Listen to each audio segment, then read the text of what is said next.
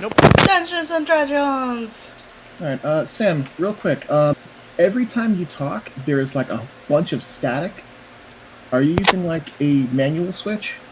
Yeah, I had a manual switch. I'll just get myself switched over to push to talk. Just sometimes my push to talk goes funky. Fair enough. Yeah, it's super crackly and scratchy, and I don't know if it bothers anybody else. It hurts my ears. All right, getting it set. It's gonna take a second here. Sorry, Sam. No worries.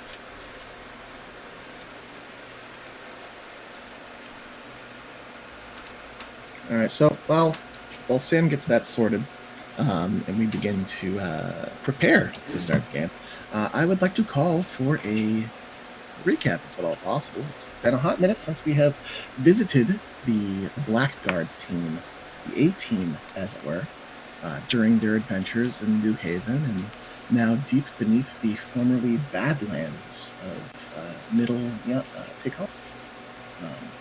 Could anyone please provide a recap? I think we mostly ran post-party errands, if I'm remembering correctly. Biff, Verity, and Bones went to see Craig Splitter, do some trades, talk some shop, make some plans to build an entire city into the hillside. Indeed. That checks out. Putting the castle in Castle Rock, if you will.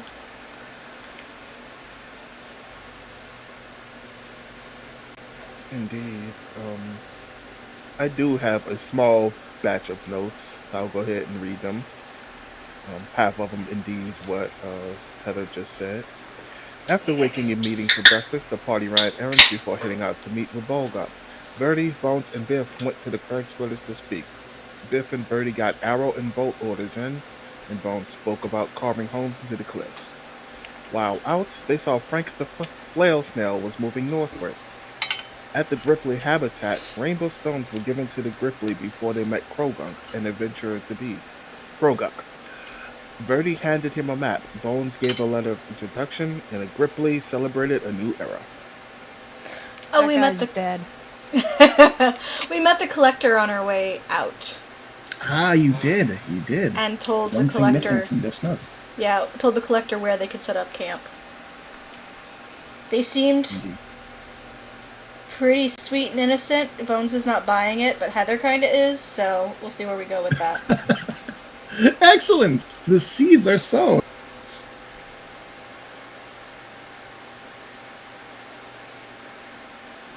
Does anyone have anything else to add from there? Karn made a web bridge over the rope that Bulgup may have left there for everybody. Indeed, saving you guys time and providing a modicum of safety to travel in peace without having to make checks. Quick thinking from SpiderCon. Card. Any further notes that people would like to add? I think the last game was the game that Rourke quickly talked to. Oh crap! Now I'm forgetting his name again, even though I remembered it like 3 seconds ago. Marvitz, thank you. Was talking to had talked to Marvitz to see how soon he'd be done with the scrying eye, and turned out it was going to be like a day and a half kind of situation, which was just enough for him to go out with everyone and check out the sleeping giant. So he said, "Cool, I want to test that out once we get back." And he put a bug in his ear about possible other items, but definitely wanted that one done first. And that's the only other thing I can think of that wasn't mentioned, I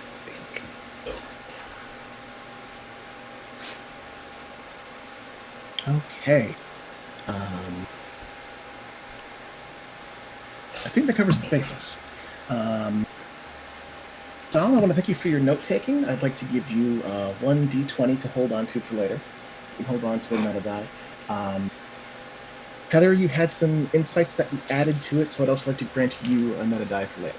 So just jot those down. You guys have inspiration to use in this game or a subsequent game down the line. Fantastic.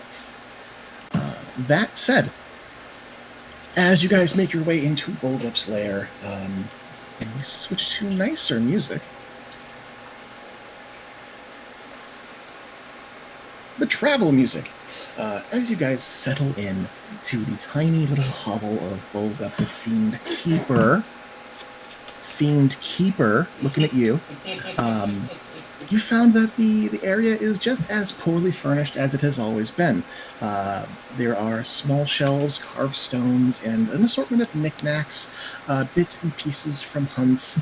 An assortment of crystals have been gathered and put on display on the various small shelves and platforms that Bulgup uses to remind himself of the surface and the world he may have left behind. A modicum of civility in this dank, dirty cave. Roar. The first thing you would have noticed upon entering this cave to speak with the Fiend Keeper is that he is not alone.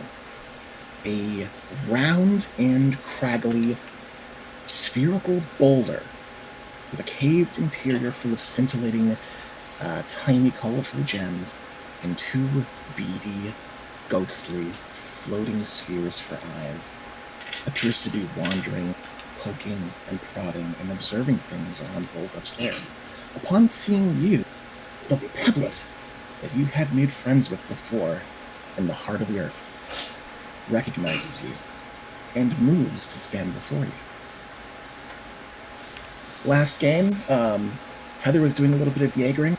You had pulled out one of your magical tinkering devices to produce that same chiming hum of crystal resonance, and you shared it with the creature, who seems to hold on to it and stare at it. But it does stay close to you, as you, just with your passive insight, it seems as though you may have imprinted upon this thing. I believe uppies were requested. Uppies were mentioned, yes. It made uppie gestures at Roar, until Roar distracted it with this little chiming noise. Yeah, that sounds... Those of you who enter, you see that Bulgup has procured a number of colorful crystals from the heart of the earth, and chipped away a modicum of small treasures from that area of the caves.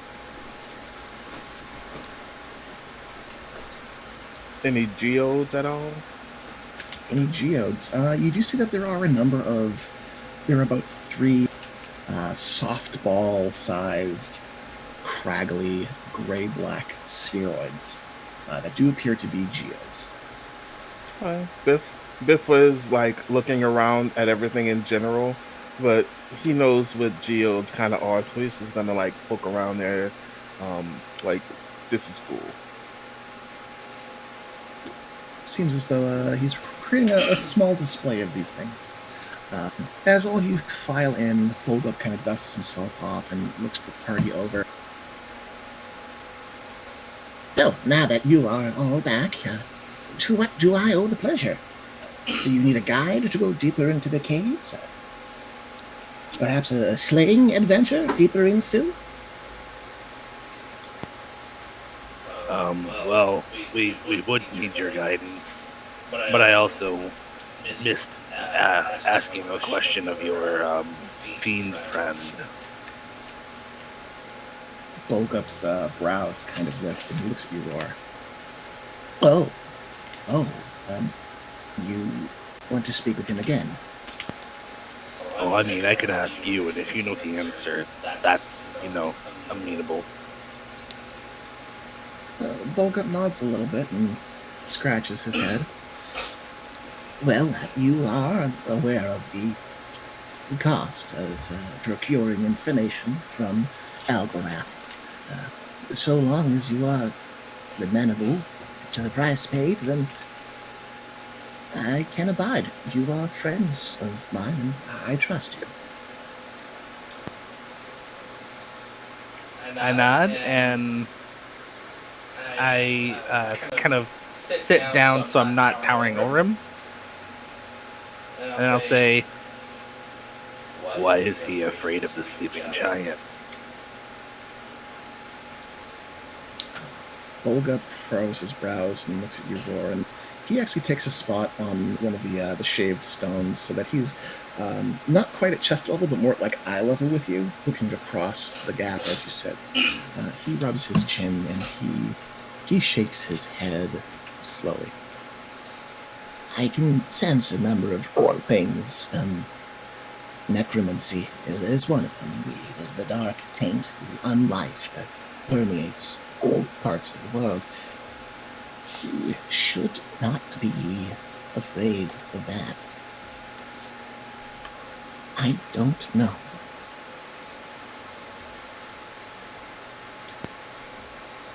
Yeah, that's kind of what I was thinking. Anything undead shouldn't really frighten him. Though if something like the sleeping giant, like the giant itself, was actually maybe good, if that's the word, perhaps he's afraid that he would be banished. You catch him off guard with that, and Bolgup looks confused. He crosses his eyes and looks up, kind of cocking the brow. Undead, but good. Unfathomable. I cannot. All things are possible with magic. I have learned this, but that is wild speculation. I am curious now, Roar.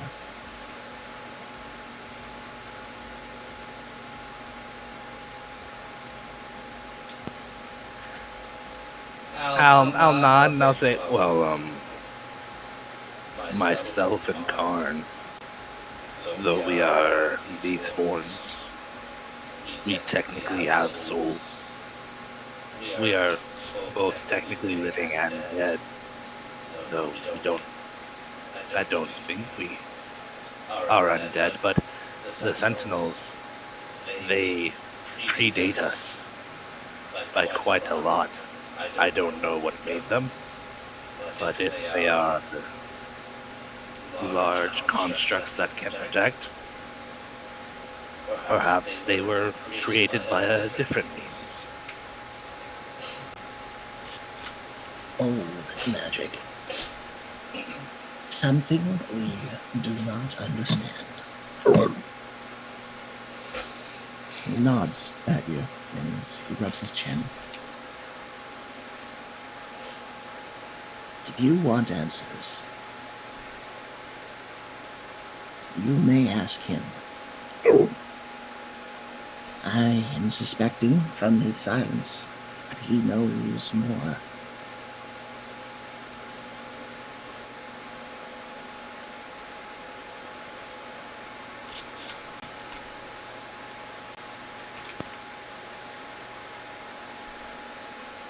I hold out my hand, and in offering, ready to give the needed sacrifice.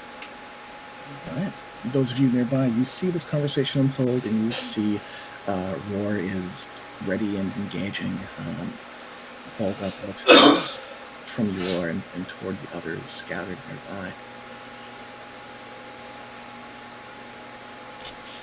I'll And assist. offering. You first. Oh, I'll just offer to assist. Sorry. Yeah, Biff's gonna turn around. Last time it took all of us to do this. Do you need more assistance? Each offering of life, a fragment of the soul, can goad him into answering a question. Or potentially, if there is anything you would ask, I would suggest you consider your questions carefully. Perhaps coming to this knowing what you need to know. He looks toward you, Roar. Do any of your companions have other questions? If not to have a question, only willing to offer someone else a free question. I have this fun. He waves you closer, Biff, and he gestures to you, Verdi, to come closer. And Bones, as you'd offered, he also gestures toward you to come in close and sit nearby. One question, two questions, and he points to Verdi and Roar. Be careful not to get tripped up, in his words. Be careful of any bargain you would make. He is a wheeler and a dealer.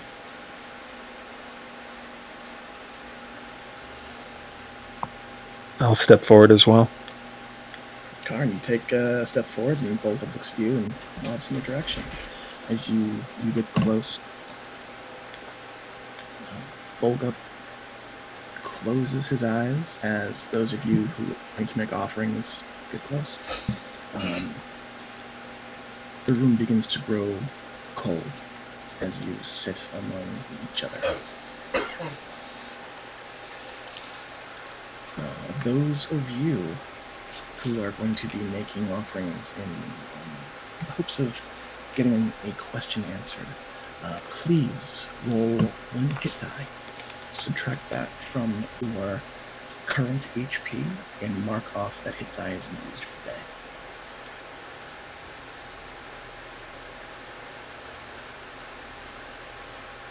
Bones, you feel just some of the life just bleed out of you as something is grabbed, taken, and pulled into the aether. Karn, it's not an unfamiliar feeling to you as you feel your magic inside of your body begin to dwindle and falter.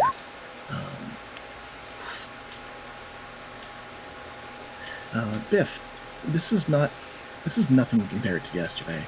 As you flex in, you're not sure if it's ki or your spiritual chutzpah that is pulled away from you. Let's see. Don't add your constitution bonuses to this, by the way. Only subtract the hit die itself. Oh, okay, sweet. Roar, as you are eager to get these questions, to get them answered, it's almost as though the entity senses you, and you feel these cold wisps of metaphysical energy reach in, and for the first time you feel cold, as some of your internal magic, some of your life force is stripped away. Verdi, something feels wrong about this whole situation. For a moment, you're reminded of the dream with Shagambi, the warnings of eagerness to change, to explore, the caution of ambition. As you feel yourself grow a little sicker or perhaps a little bit older in the moment that your offering is made. Bones. Your offering fails and you can feel it fail.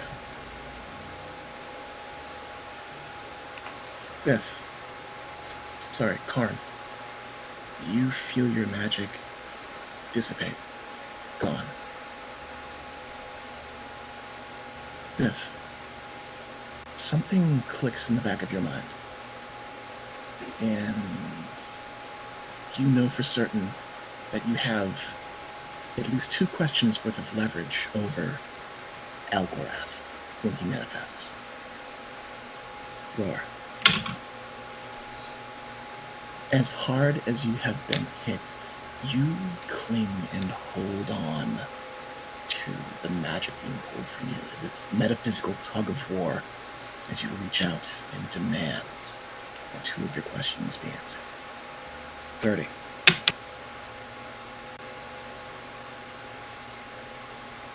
That sense of wrongness is replaced rapidly by an almost giddy, mischievous sense as you realize that the offering that you have given has not only been accepted, but has been eagerly taken. You know that you have leverage. and are afforded 2 questions. There are 6 questions total in this pool. As you watch Bulgup transform, his skin splitting in places as spiny whiskers escape from his cheeks and the sides of his arm. His webbed hands calcify over fingers, blending together into these claw pincer-like shapes. It's asymmetrical, it's misshapen, he's off balance. And his teeth, once full of these little tiny rounded, still fangs for a frog, grow jagged and blunt and thick. As he opens his eyes, they are dark, black, inky pools. As he looks over the group, no longer Bulgup, but the physical, worldly manifestation of this demon, this entity that the Gripply have bound to living flesh. He looks over those present from Karn to Roar to Bones, to Biff, and then to Verdi, ignoring Leah. So we meet again. The failure, the counterfeit, the slave, the conqueror, and the coward. I didn't expect you to be so soon. Nice to see you too.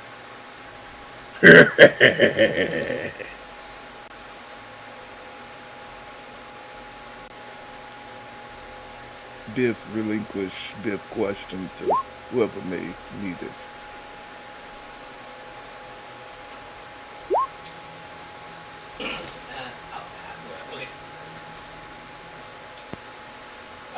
Just because I'm not 100% certain, because I missed that part when you guys last spoke, which name does he refer to me as? Counterfeit. Okay, that's what I figured. I wanted to be sure. I look around the group, and I will quickly speak up. Well, Aglorath, we wanted to go see something. And I have a question that I missed asking the last time. Why are you so afraid of the sleeping giant? He immediately sneers at you, and you see the nostrils flare up, the teeth expose, and there's this little dripping pool of inky saliva that trickles down the side of his face. You feel this psychic impulse against your mind that you quickly brush off as he postures and in his own frustration yields.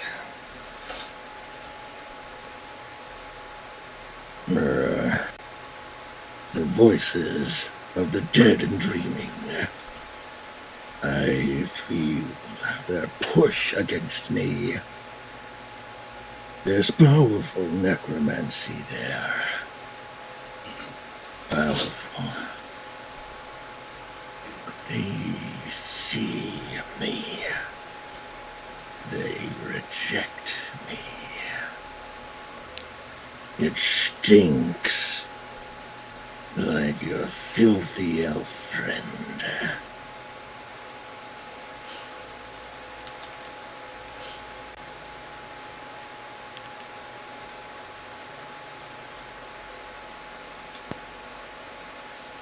If I could smirk, I would be. Roar. If you need a further follow-up, you can roll insight into this. Yeah, I will roll insight really quick, but I'm going to hold off on the follow-up question, and I'll signal Verdi. Okay. With a 16 insight, you see that he is avoiding eye contact with Leah. And you have spent some time with Leah trying to understand her magic. Knowing, at least understanding somewhat, that her power comes from a force of positivity, a plane of positive energy that she refers to as physic. as Roar, you gesture toward Verdi. Where he kind of clears his throat a little, and the last conversation has left him with questions that maybe he could have answered.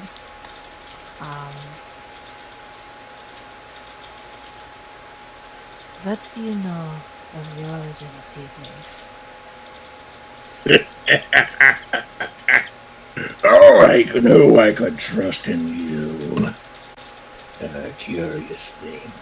Precious little pumpkin, yet you are. You all are curious about your origin. None of you seem to know. And yet, you all have a glimmer of the truth. Think long and hard. Have you ever had an odd dream, an invasive thought? Maybe visions, a desert that you've never seen, white stone ruins, perhaps.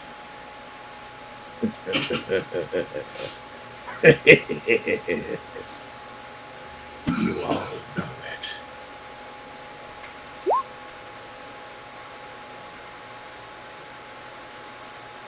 That doesn't answer my question.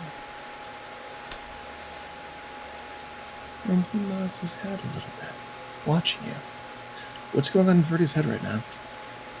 I'm assuming Verdi has had visions and dreams throughout his life of various... You remember the dream of Shigandi, the desert and the ruins.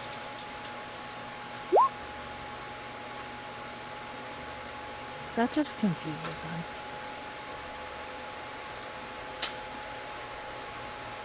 him. Once, there was a glorious city of magic and might. When the gods left the world, man tried to rise to the occasion, take their place. Hubris! The ritual failed and took every soul it could, transforming that Acropolis into a wasteland. It's not a coincidence that those who escaped took on an appearance similar to us. Being a survivor, it's not a sin. No. Cunning, intellect, charisma. The natural chaos in a tiefling's heart helps them to survive and propagate. They're not dissimilar from fiends in that regard. It's not a curse, Verdi, but a blessing, a promise.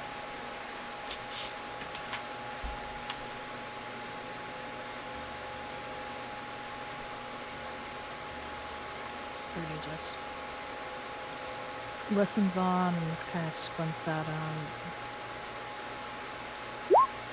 Is uncomfortable with the answer.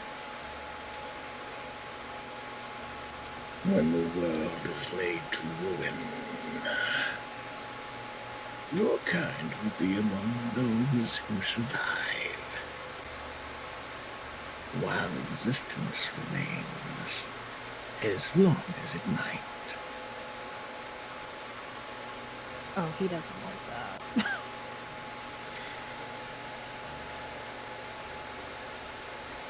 He doesn't like that at all.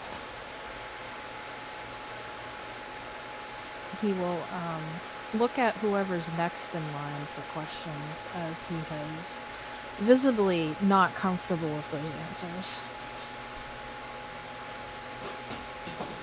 As Verdi begins to look away, Elgrath Aglarath continues to watch Verdi. If ever you want to dive a little deeper, boy,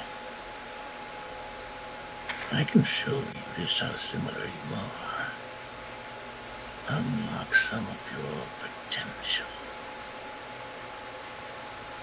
Might be fun.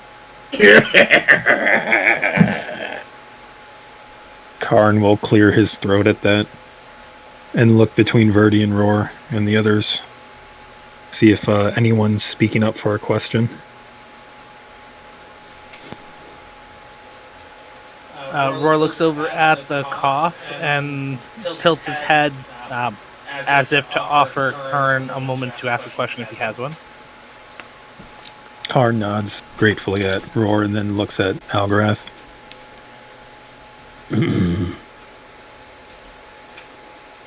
He goes to open his mouth to ask his question, pauses, reconsiders. Why does the Algarath call these ones by the name the Algarath does? And Karn motions towards himself and Roar. Aglarath smiles and looks you over.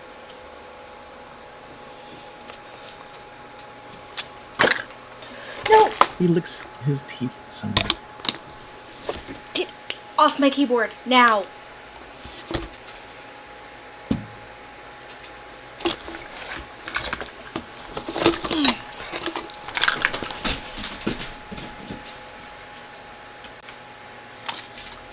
Being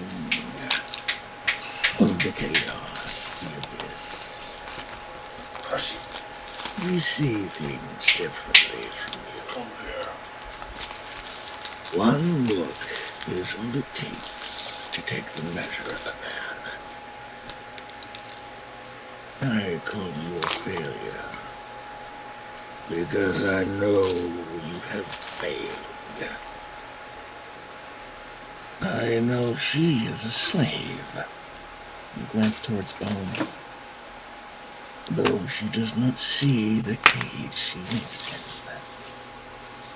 It is divine irony.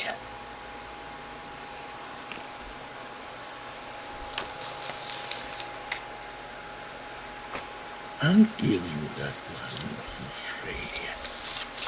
I feel it's brought us a little bit closer. You can come back. This one is somewhat disappointed in that answer. Oh, now you're mad at me? Fair enough.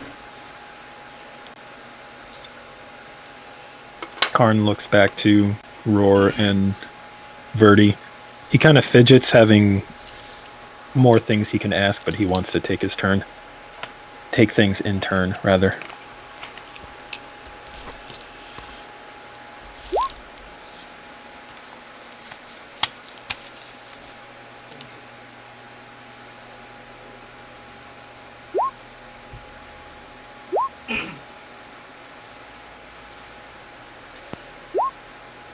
So after Karn finishes, Roar will look. Seems you are the coward. If you are so afraid of a place of positivity. There's cowardice and there's foolishness. Would you willingly walk into the gaping maw? Would you tiptoe into the boiling pits, knowing not fireproof?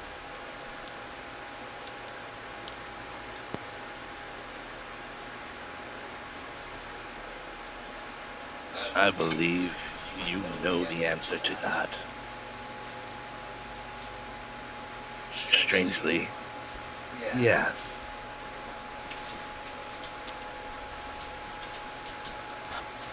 He looks you over, tilts his head, and his lips purse. You leave him quieted. Did you have any more questions?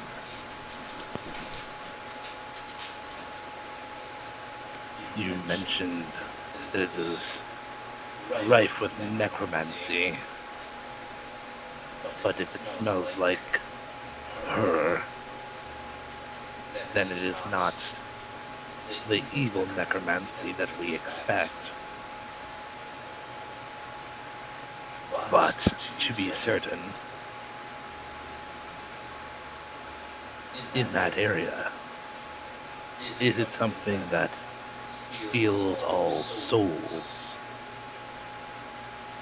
Or is it just something dangerous to you fiends? He lowers his lids and looks you over. I have walked this island for 1,000 years before my bondage. I have seen the necromancers who flock to this land like flies. I have borne witness to the liches as they sit their little hovels, forming their little study. The scent of necromancy is known to me. The scent of undeath and decay and evil chaos is known to me. This, no. It is unlike the rest. Unlike the necromancers, unlike the liches who would be kings. It burns us.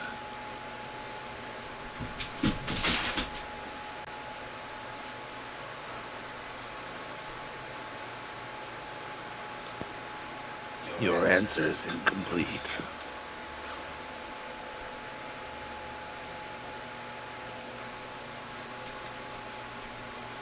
He looks you over, and he licks his teeth. I do not think it would harm you. No. It rebukes me, but not him. He looks toward himself.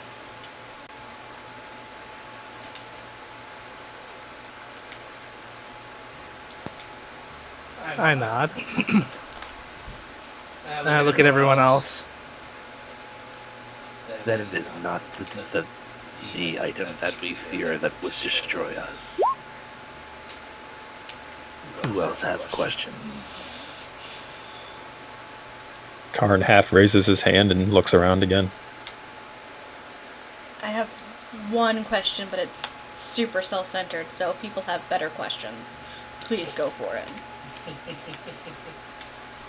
Your self-centered question can ride on Biff blood.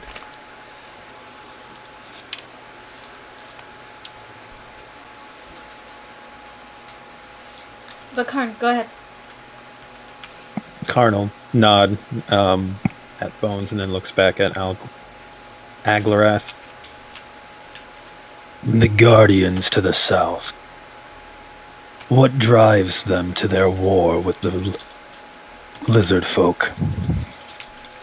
You see his lips peel back, toothy grin kind of appearing, and he licks the corner of his mouth. You mean the wardens?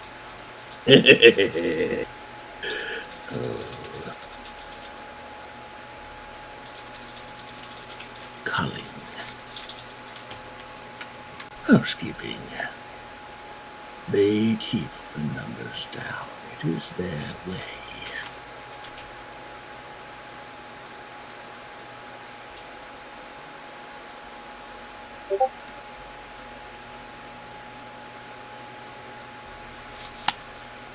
Karn's eyes dim for a little bit, then lighten up a little bit.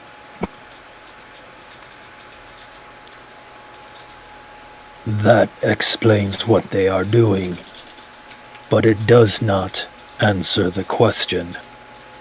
What drives the wardens? It's not what drives them. But whom? There is a creature pulling the strings. Their mind or his mind. They are but appendages, fingertips reaching out from his safe little corner of the world. Performing his directive, his culling. His salvation and preservation is the end of living creatures. To keep the population low.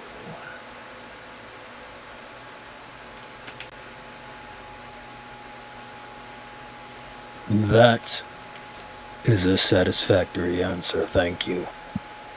You are welcome.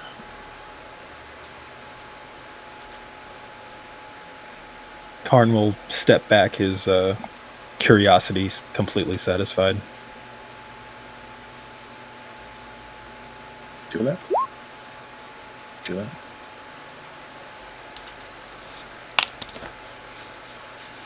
Go for it, Bones. What am I a slave to, exactly? Agrath lifts a brow as you speak up. It looks toward you. And he smiles. And it spreads. Your very existence. You thought it was love that brought them together. You thought it was happenstance that removed him from the picture. The fates. You speak of this coupling, this bargain. A bridge between the worlds is needed. A sacrificial lamb, as much as a warrior, a fixer, someone else to repair what was broken. How many choices are really yours to make? How many decisions are truly free for you to choose?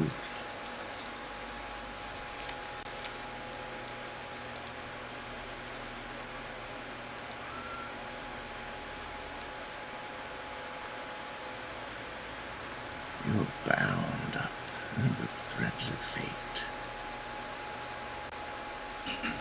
Tight as a knot.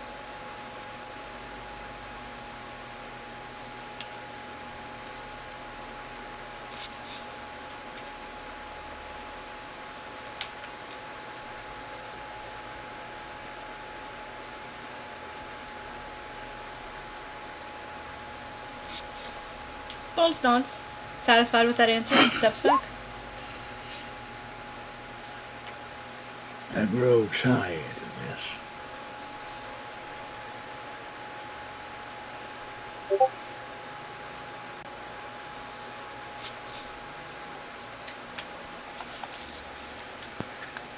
I look around at the group to see if anyone else has any other questions.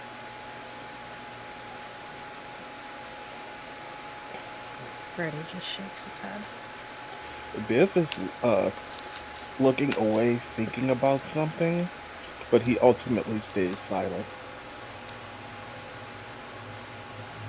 Karn looks like there's a lot on his mind and that he can't really pick one thing. What's on Karn's mind right now?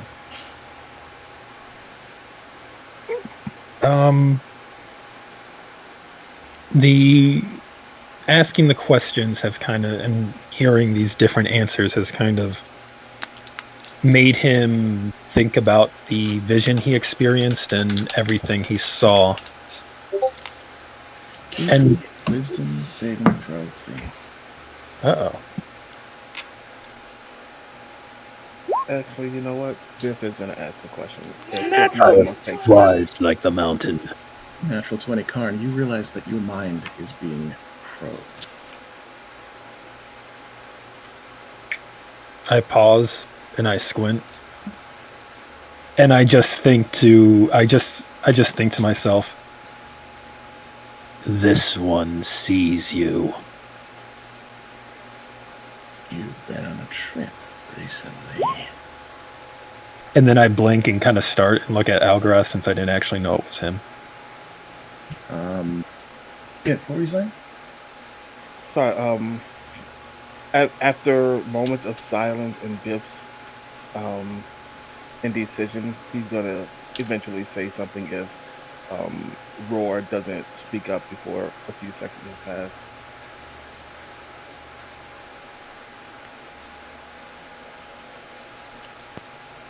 Roar has a question, but he would hesitate long enough for Biff to ask a question if he had one. Okay. You guys can speak amongst yourselves to determine who asks what also. Like, you can have a group huddle real quick while Alkareth taps his foot grumpily and taunts Karn.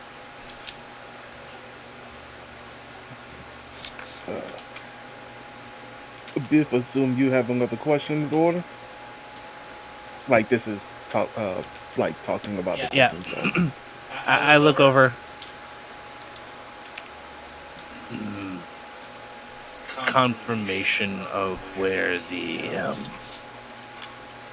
dangerous object is for everyone. Just to make sure that we are suitably far from it for a while. What question would you have? Biff thinks for a few seconds, then shakes his head. Involved dream is something that Biff can inquire elsewhere into someone else. Perhaps knowing the location of the thing that will make us dead is better. You can have the question. I nod. Thank you.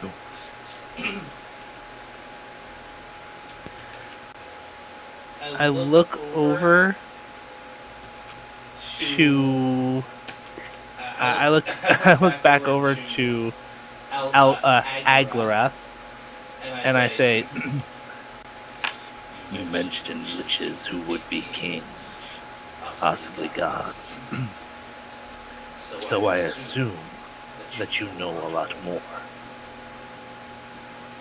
What we seek is the general location of the object on this island that destroys all things, absorbs souls, and helps the undead to rise."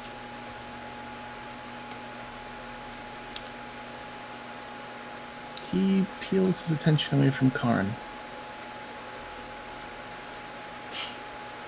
And then focuses on you, leaving that little bead of temptation in the Warforged hands.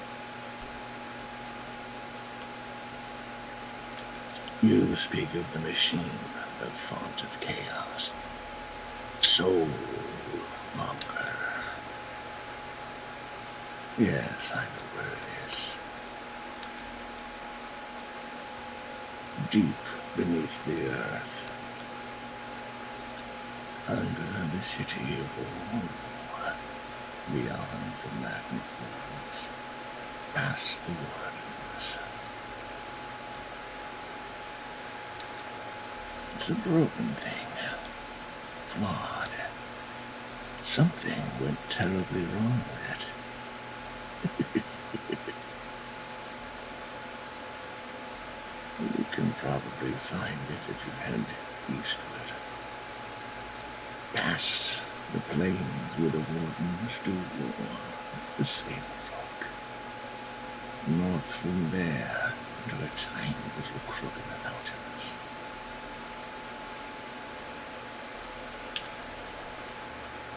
A great many things lurk in that place, freed from their bondage, but unable to escape. They lurk that prison. Like monsters in a maze.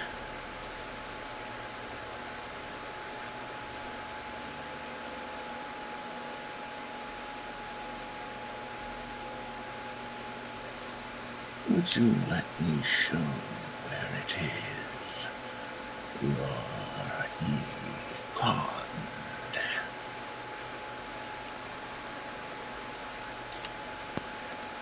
I look at him. Careful, Roar. And then I'll look over at Karn. Since a lot of how a bunch of what he described matches the path that Karn had been taken on, based on how he described the events to us. And then I look back at Aglareth. If it didn't mean my soul was out of my body, and we were still safe here, No, say yes. I don't need your souls. Not a bargain bin scrap of scarred soul-like material that you have to offer. No. No, not your soul. I merely want permission. Let me use my power. Tell me I can. And I will dazzle you with insight. I will show you truths you have never seen before. Oh no.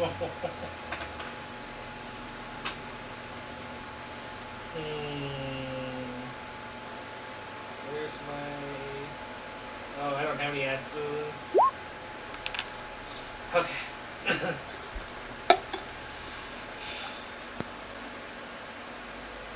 As tempting as that sounds, and believe me it is, I get the feeling that you should stay enslaved to Bulgup. And he begins to lift up off the ground, and he lunges, only for his body to plap onto the ground. You see Bulgup grasping his own forearm, bringing the pincer in toward himself, half transformed between states. He flails on the ground, physically, in an altercation between him and his other half. Biff blinks and it moves forward to hold Bulgup down. Give me a athletics check. Can I actually assist with that as Karn? Yeah, moves yes, forward? both you can assist. Biff, roll with advantage.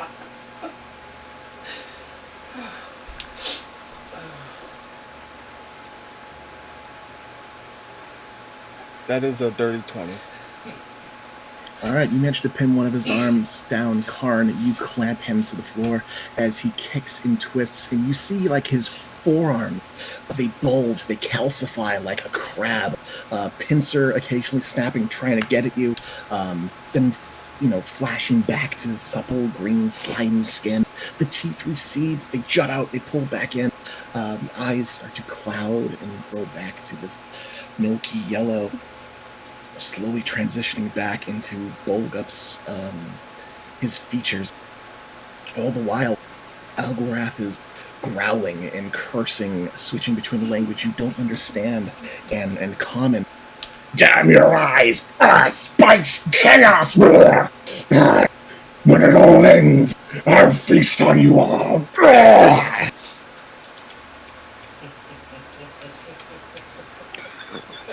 He's a pretty pleasant fellow, all things considered. Eventually, Bulgup is left there panting, drooling, staring at the ceiling, wide-eyed. Oh. Are you doing all right? Are you doing all right? Better now. Better now. Oh, good gods. You pissed him off. A lot. Yeah. Biff, Oh, God. Biff carefully moves off of Bulgup's arm. We can have that effect on people. Well, I'm sorry if that hurt you. It was intense, but I am unharmed. A little shaken, but otherwise good. I think his tantrum has subsided for now.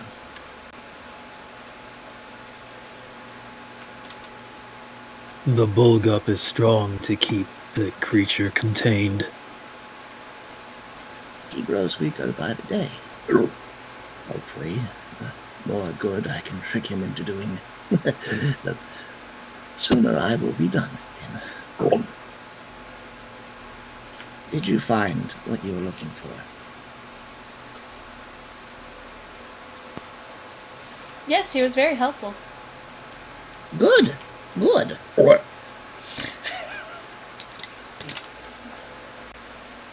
Sorry, He I wants to dust himself off. shouldn't antagonize him. Well, you do get more flies with honey. I do not think he likes honey. He likes no good things. His way, entropy, chaos, the destruction of good things. All demons are this way. They despise existence, despite existing. Self-defeating, if you ask me.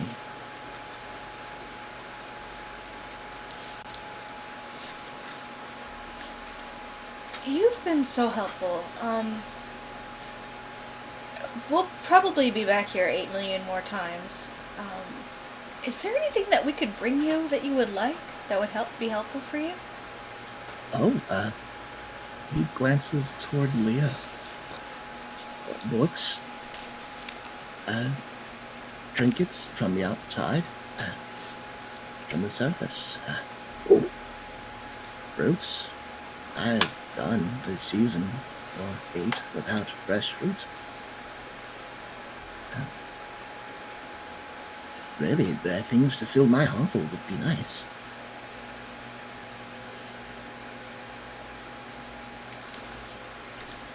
I produce a very pretty 1 foot by 1 foot box out of my bag. He looks the box over and takes it from you and studies it for a bit. I have nothing in it. It's a thing that I own. Is there like a latch on it? There is, yeah. He undoes the latch and appears to be filled with wonder as it clicks up, opens. Oh! He closes it and it clicks down. Oh! And begins to try to open it with the latch locked. Flips it back open. Oh, this is quite good. This is a wonder.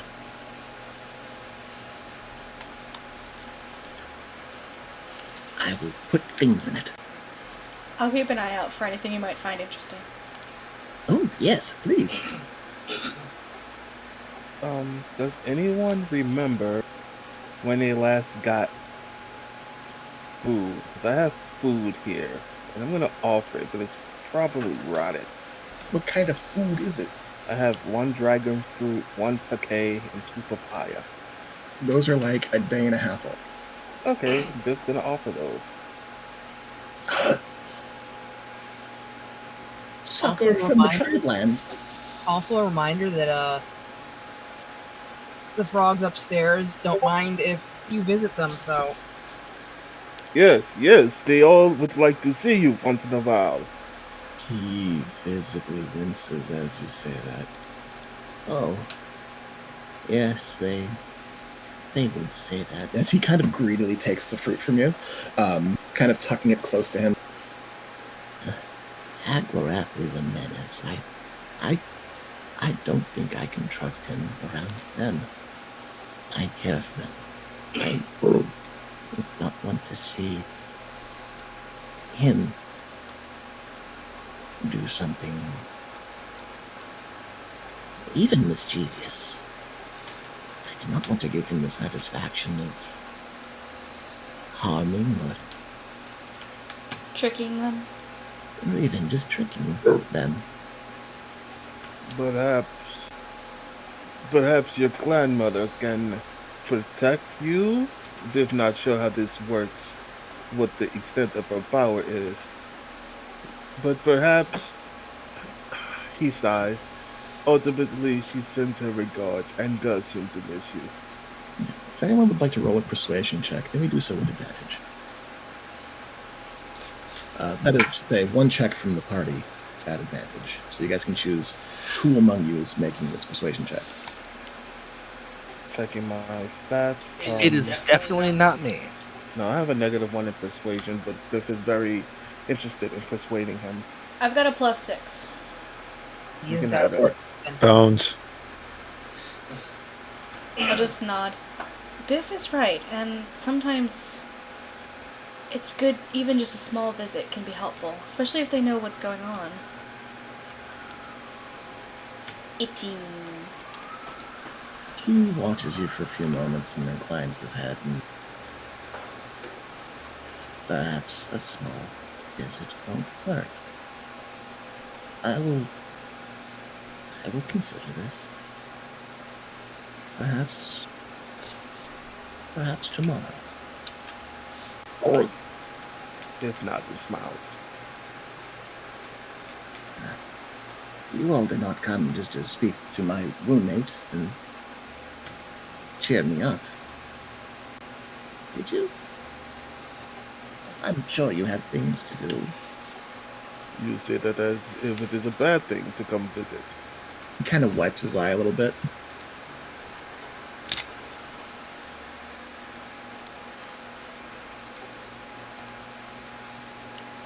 Biff pats him on the shoulder.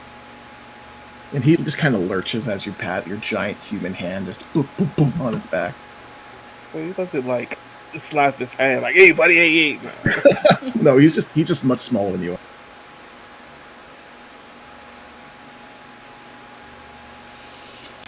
No, we're planning on going to visit something.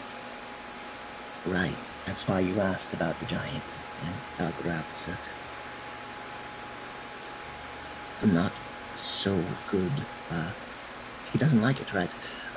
Yes, I can. Give me a few moments, and I can get you there. Appreciate it.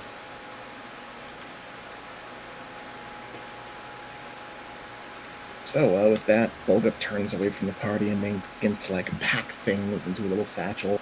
He picks up his staff, and while all this is going around, Roar, the Padlet is following you, just kind of sitting when you sit, standing when you stand, maybe 3 feet away.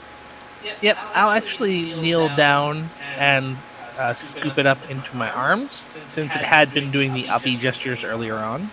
Okay, this thing is 250 pounds. Okay, I will attempt to scoop it up, you but I are- will fail. Warforged, I believe, have powerful build. Can someone confirm that? I can check. I know that originally the Sentinel from the first iteration of Eberron did have it, but I don't know if they still have it in the second one. All right. Oh, powerful build is part of the Warforged Juggernaut. Okay. What's your strength score? Non-existent? Oh wait, hold on. Yeah, non-existent. It's a 0, or it's 11, so plus 11? 0. Okay, so you manage to lift it up halfway before you feel your arms begin to strain underneath the weight. He's a hefty boy made of stone. Yep. I'll just set him back down, and I will just smile with my eyes and pat his general top as if it was a It seems to appreciate the gesture. All right, so as you guys gather your things together and Bulgup prepares to lead you out, does anyone else have anything to do before heading off? Last chance for potty breaks. Last chance for potty breaks. Nah, this looks pretty cool.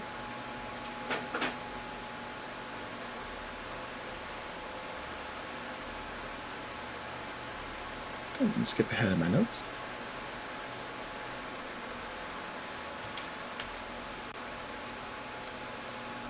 Okay. Let's see.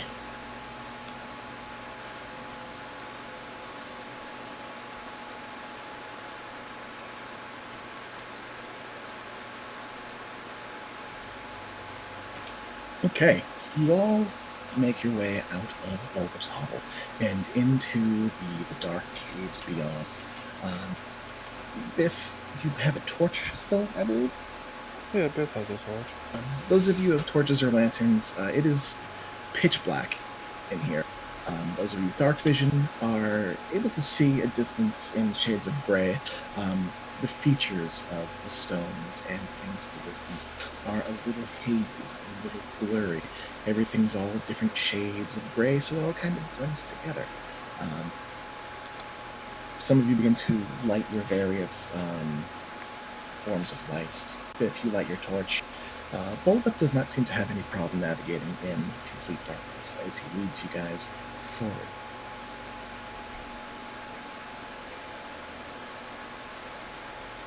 As you travel down these narrow passageways, stalactites looming above, small crustacean-like vermin skittering out of the way into holes in the wall.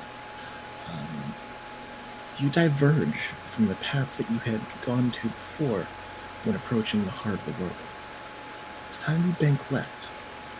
Those of you who are keen with their navigation estimate that you might be traveling north-northeast. Hard to tell when you're underground. This path slowly elevates. The air is cool and dry.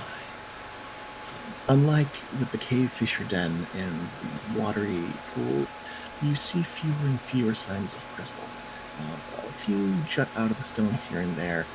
Very raw, very cloudy, included dark things.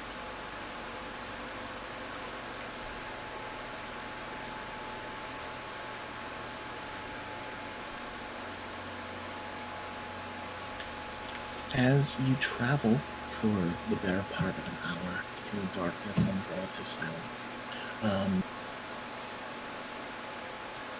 this wide path that you're on slowly becomes choked by slabs of stone, breaks in the walls. Any of you who are keen on nature can roll a nature check. Well, Biff is actually thinking of if there's like a slab of stone in the way, wondering if he could punch it to widen the path. Let's see. A check is made. 24 in nature, 21 in nature. Karn and Verdi, you both see signs in the rock faces of unnatural shifting and placement of these slabs of stone. Biff, you do see ahead of you there are some slabs of slate that are not quite blocking the path, but you'll have to kind of navigate and move around. But Karn and Verd, you recognize these as disturbances in the natural cave formation. That something at some point has disturbed the rock, be it a quake, be it a magmatic event from underneath. Not so much erosion, but potentially at one point the path is wider and it has since caved in. The area is not entirely stable, but it is safe enough to walk through with your checks of 21 and 24 respectively.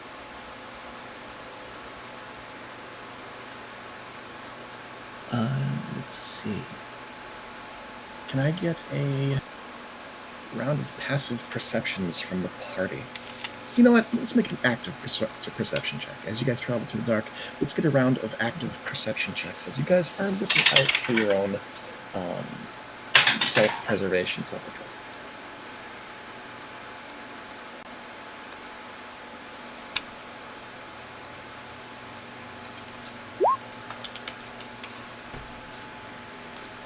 Okay, perception. Roar, you are focused. You are thinking about the things that Aglorath had put in your head. The ideas, the contradictions, the caginess, and some of those things kind of stick with you. They kind of distract you as you carry forward. Bones, you're keeping your ears open, listening for things, and at points, I would swear you hear something just out of range, something that's not just the sound of footsteps or the swishing of feet. You almost could swear you heard vocalizations very quiet in the distance, both behind you and at a later point in front of you, far, far in the distance. It leads you to wonder if your allies are whispering or speaking around you. Perhaps Karn and Verdi talking about something. It's hard to say. Leah, with a 13, it's much the same. Though it's dark, your ears, it's not like you're blind, so your ears aren't really working super hard. You're keeping up with the others, listening to the sounds that they make. More so, you're trying to listen for sounds of, breaks, things that would jeopardize the safety of your travel. Karn and Biff, with your perception 15, you guys are the ones who start to hear the sounds of whispers. Quiet and hushed utterings, scarcely audible. At certain points, Karn, you swear you hear the angry hiss of an aggressive intonation, while others are calmer and less focused. Biff, at points you swear you hear the sound of a desperate plea, raspy and hissing, but you can't make out the words, the phrases. Verdi, with your 24, you hear these sounds, you hear these voices, and you quickly determine that these are not a language that you understand, and your gut tells you it's not a language at all. You hear what sound like vocalizations and intonations, but you begin to peel back the layers, understanding that they're not words, but feelings. You decipher this quiet utterances behind you and before you as shadows of words, echoes of things that were said.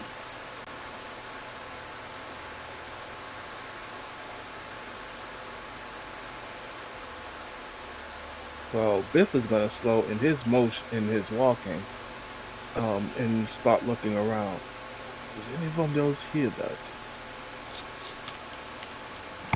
Yes. I Sounds like a bunch of nonsense. hear something kind of almost, but not really. Oh, what? But no. We should be on guard. Perhaps we are not alone. Bulgup stops and turns around to observe you all as he moves forward. You can hear the echoes. You do not seem concerned. They are quiet now. They get louder. We are almost there. Right. We are alone in this cave, yes? Physically. Yes. Beef would like explanation. A round, sleeping giant. There are voices. Echoes. Memories of creatures. I don't know what they say. The closer you get, the louder it gets. Right. Perhaps you can get closer than I can and decipher it. So we have nothing to fear from voices, yes? It hasn't killed me. But he is quiet now. Certainly growing apprehensive. Right. Biff nods slowly, accepting that answer. So you guys pause for a moment, you touch base, confirming that you're not going mad, as Bulgup continues forward, leading you guys through this cave system. As we walk through the caves, I will, having been brought out of my own head, I'll ask the group, so when we get there, are we trying to wake it? That sounds like a bad idea. This one isn't sure what it is. Well, based on what Bolgup described, it's like the, sentinel who had its runic carved or chipped away on the old road. There were no voices there. That is true. The sleeping giant fell into here. I think the voices just existed before, and they just happened to be a... As you guys continue moving, Bolgup comes to a stop, and you all kind of move up and begin to overtake him. He leans upon his staff, staring ahead of all of you down this cavern. Those of you with dark vision, actually those of you with regular vision, you can see a faint light in the distance, a mouth to this cave.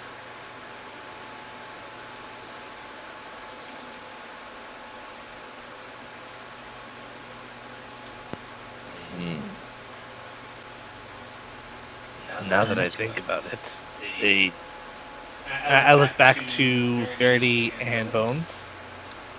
The Sentinels were described to be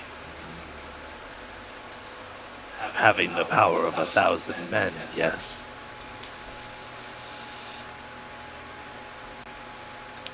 Something like that. Well, Nods. well, maybe it's similar to me and Karn. Only 1,000 souls bound in a positive way.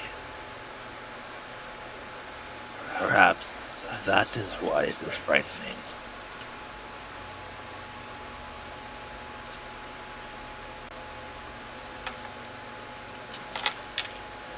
I'm sorry. I can go no further.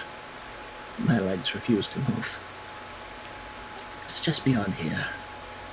Look, you can see the light filtering in from the dome ceiling above. That's fine. We appreciate you taking us this far. Indeed, Biff was actually beginning to wonder when Agorath was going to tell you this thought. Yes, perhaps in time. I will be able to wrest my legs free of the bastard. Well, good luck. If you can perhaps stop the voices, maybe I can come too. Say something. Biff actually have a question, and he turns to bulk up in full. Say hypothetically, you were Gary there. Would you be hurt along with Aglaroth? I would probably flail a lot, but you are a very strong man. I might hurt you. I would not mean to, but they are known to do things when they panic. Biff raises his free hand. Do not worry, Aglaroth. Biff has no plan to carry you and your host into the light where you hate it. Appreciated. Perhaps when he is weaker, I will experiment with that. Indeed. So Bolgup stays behind, ushering the group to go ahead without him. Who is taking point? Well, nobody's been here before, so unless the cat or the devil want to take point, the strongman will. John Strongman? Cat'll take point. At Biff's insistence, Karn steps forward. You all step forward, muscling for the role of sacrificial lamb. Karn will not muscle with Bones. Karn knows that Bones likes to get ahead of the group, so Karn stays ahead of the main group. Bones, you scout ahead. Verdi, you're close behind. Karn, Biff, you guys kind of muscle against each other. While Roar and his mechanical menagerie and Leah take up the rear. You first. I was just going to, like, as a last thing, turn to Bulg up. You know, I might not be strong, but I can make you come if you're willing. That sounds like a threat, he calls back. If I'm willing. Yes, if you are willing, I can make it so that you are off the ground and can control your guidance through the air and get you closer. Even if my legs will not work. Correct. Roll me a persuasion check with advantage.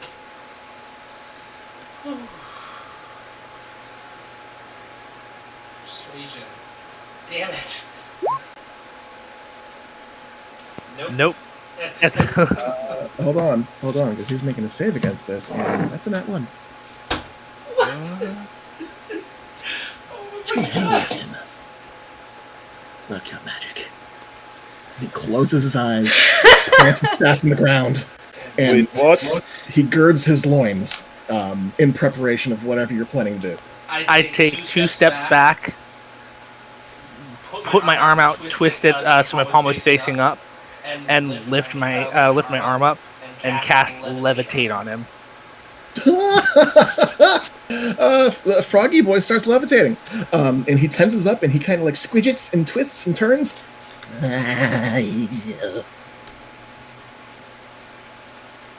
Revenge is a dish best served floating, I guess. These ones should tie a rope around the Bulgup so the Bulgup doesn't float off. That seems fair. Yeah. Roar, you're in charge of the froggy float.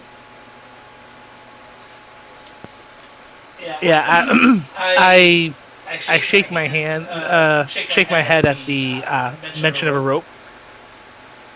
No, I can move this myself. You just kind of magic him forward. Yep. All right, you have a frog floating behind you. As Bones, you lead the way. You guys spend a little while back to work this with Bulga, but you managed to catch up with your allies. Just as Bones, you make your way through the cavern opening and out into a vast dome-like expanse. Sand covers the floor in specks of dim evening starlight can be spotted high above within the cracked ceiling. Signs of erosion can be seen along the surfaces of large slabs of stone and rock buried in these dunes. Half-buried spires of stone, like grand pillars, jut out in different directions, leaning against these faraway walls. Crisscrossing pillars of craggly, worn stone that look naturally formed and are angled as though put in place by some ancient collapse in the cave system. The area is dark, but you get this little glimmer of dim light through these openings in the ceiling.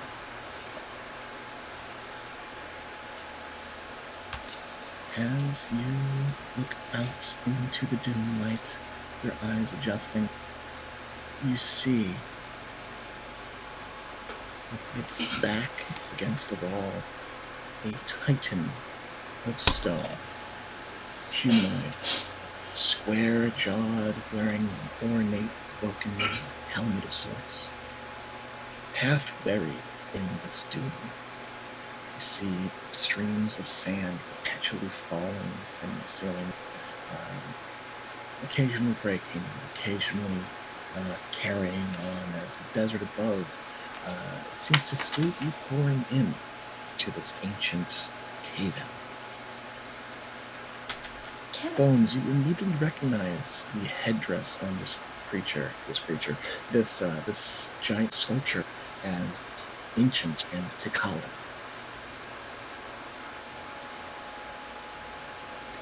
Can I evaluate the structural integrity of this room? Give me what would you like to roll? I mean, I'll always argue for perception, but I understand that might not be the greatest. Survival. You could do perception. You could roll perception looking for specific, like, that rock's gonna fall. Yeah. You could use survival or investigation to try to suss out what could cause this to collapse further. Yeah, requesting that that search be at advantage because Biff is definitely gonna look around with gritted teeth, like, ew, this doesn't look good. Right, well, it is dim light, Biff. You can offer advantage, but if you try to make a check on your own, unless you can produce some light, it's going to be a disadvantage. But you can certainly help Bone. Well, he has his torch. That's about it. Okay, it's only got a 60-foot reach. It's you do see, like, the light is reflecting off of some surfaces, but this is a huge area. Right. Yeah, it's on Bones then. 28. 28 or 28 at advantage. That's 28. So perception. Your attention is drawn to not quite the back of the room, but the back right side. You see there's a cluster of stone that, a small concussive force, like, a boulder from a trebuchet, could potentially knock a lot of rubble down. You see similar stalactites on the ceiling, which could be made to fall. A lot of the stuff looks very, very solid. You would need to actively go out of your way to start smashing things, or, perhaps if there were an earthquake, that would cause some problems here. But everything seems to be kind of set and settled under its own weight.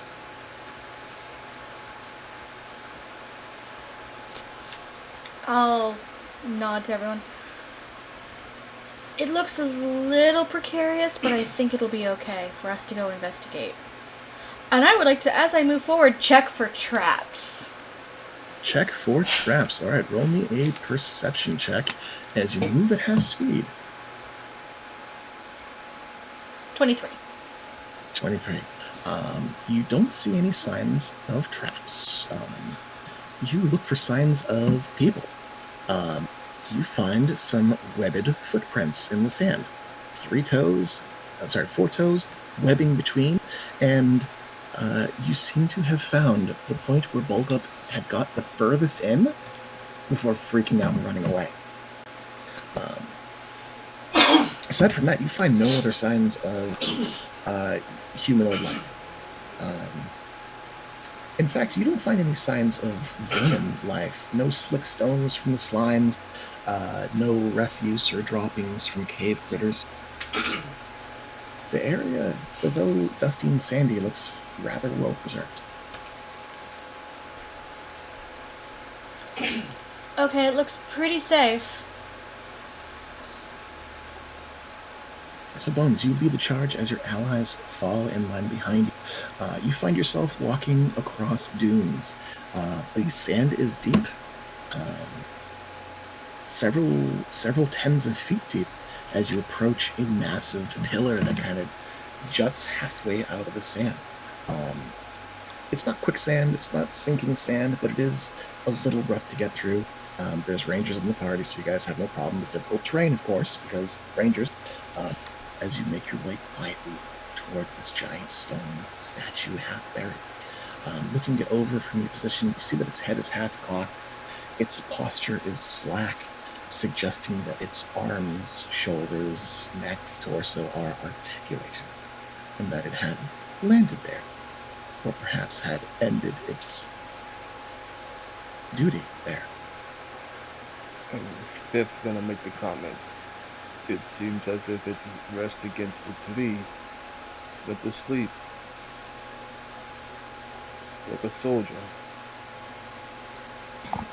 I'm going to gesture Biff to come with me since he has the torch, and I want to try and get close enough to where I can inspect the entity's body.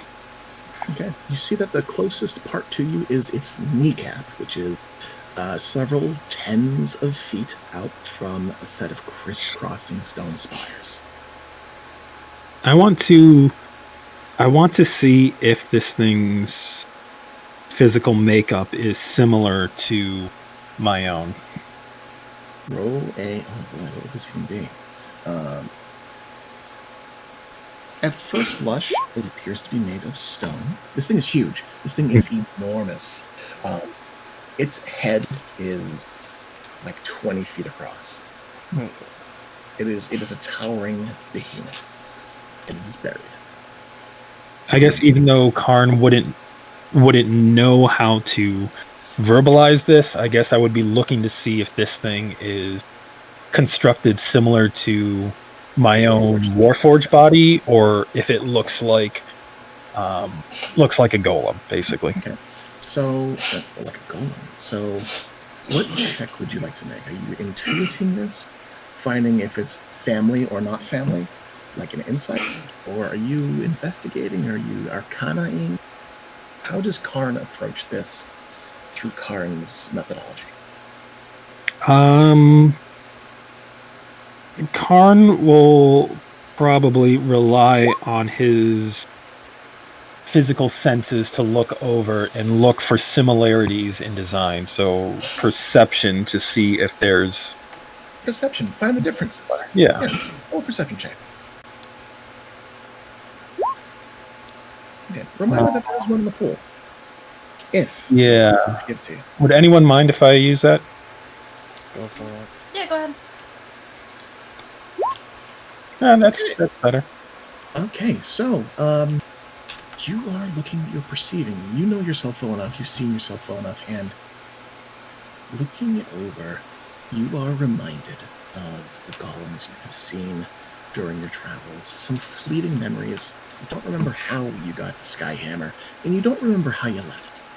But you remember seeing a golem pulling a wagon full of ore and broken pieces of metal. You remember seeing the thing, feeling this pang of empathy, almost sadness toward the dull creature. They're not as... They're simpler than you are. They're less well put together. As you look this thing over, you see that it is anatomically constructed. Its knee is a ball and socket joint that you recognize as similar to yours. Its stonework is imprinted with rune work, in which you see interlaced, silver and gold scribesmanship of languages that you don't understand. But as you look it over, you do see that the range of motion with this ball and socket joint would be more limited than yours. Its form does not seem to be made out of synthesized muscle like the wood and solenoids that you use, or the alchemical fluids that run throughout your systems. This looks more like a doll, a mannequin. Its face, from where you can see, you don't think it can articulate. It looks simple, but its construction looks old, similar to how your construction is old.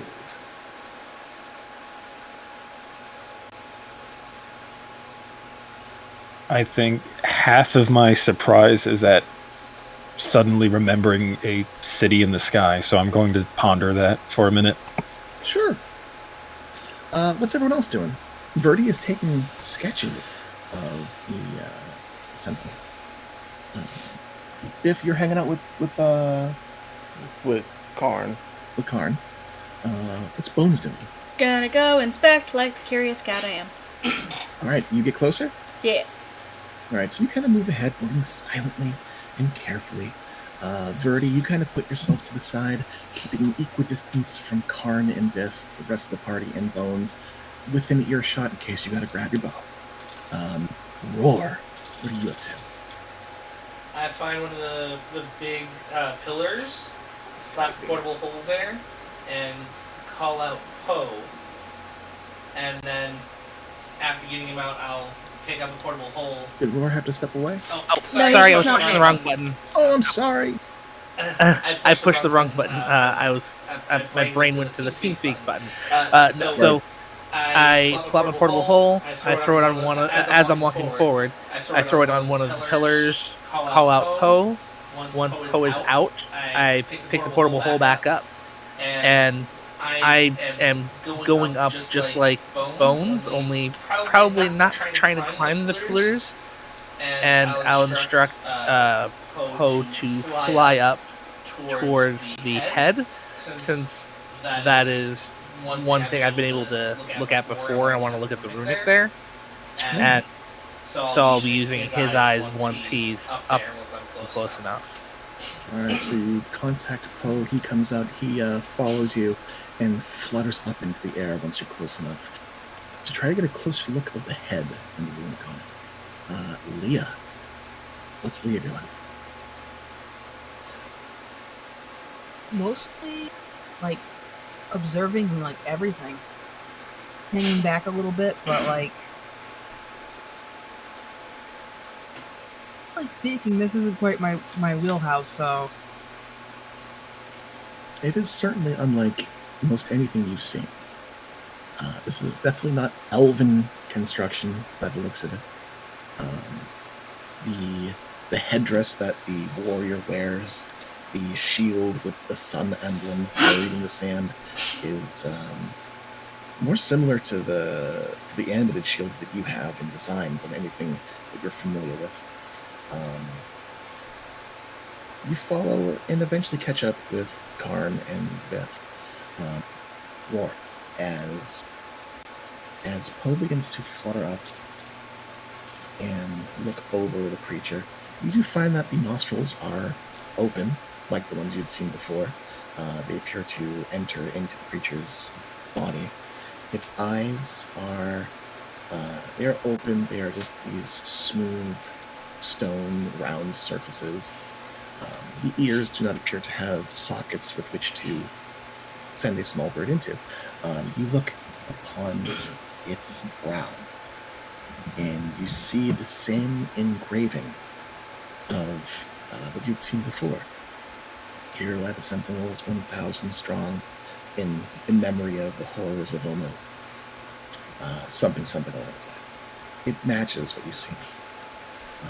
You look for signs of rune work, and you do find that there is runic running along the interior of its neck on either side, from the ears down to the shoulders, into the slot of the neck where it disappears against the creature's armor. Bones, give me a quick perception check, or give me a quick perception check. 24. A lot of doubles tonight. A lot of doubles tonight. Perception. Don't fuck me. Okay. 11, apparently. Bones, I'll come back to your 24 in just a moment. Roar, are you looking for something specific? I'm looking for any... how do I say this? I'm looking for anything that seems intuitive for the runic, like understanding what spell kind of thing is Looking for a going on. snippet of code that you can relate to? Yeah, just trying to make sense of it, because I know that this is more complete than they have on the old road. I know that the half of the message was missing on the top of the sentinel head because it was weathered away by time for the one that we had got. So seeing the full message, because the in memory of Omu was not there the last time. Okay. Does anyone have the original message? Because I know there was a full one. I just don't know where I put it.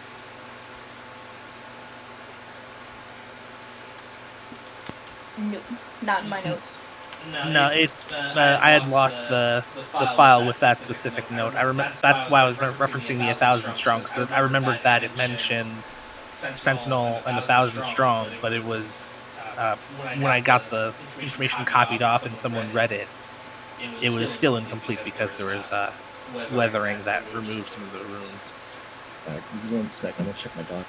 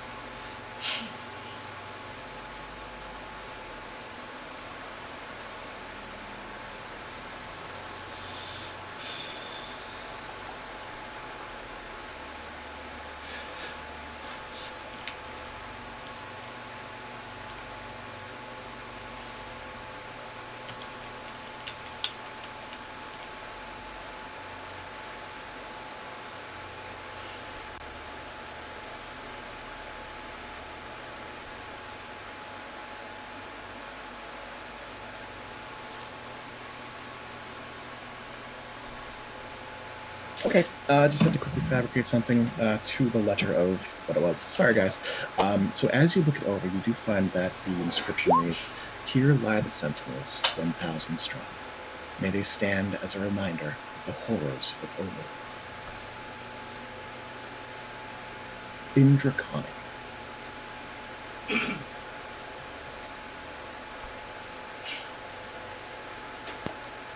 Yeah, that's what I recall. So yeah, other than that, so seeing that full message, 1,000 strong, still seems kind of vague. It could be that they made 1,000 of these, but that is a lot to fit on this island. Give me a quick Arcana check as you are searching and looking for different things. Arcana. 20 Arcana. So in the runic, as you search it for answers to something, something quickly dawns upon you. The language being used in the magical inscriptions it's not incomplete. There are runes that you do not recognize working in tandem with the rest of the language. You see bits and pieces of Gnomish, you see bits and pieces of Dwarvish, Elven, Draconic, and Common, and there are fragments of language that you do not recognize.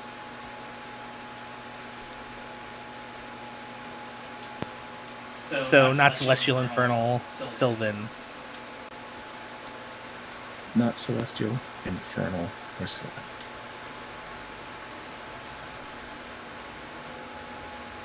Then I will use comprehend languages to see if I can piece together what language they might come from. Okay. Do you need to touch to do that, or can it be from sight? It can be from sight. Let me actually double check because it's been a while. While you do that, Bones, with your perception check of 24, you look the creature over and your attention is drawn toward its chest. Between the two pectorals, right above the sternum, you see there is a crescent-shaped depression, roughly 10, 15, almost 20 feet across.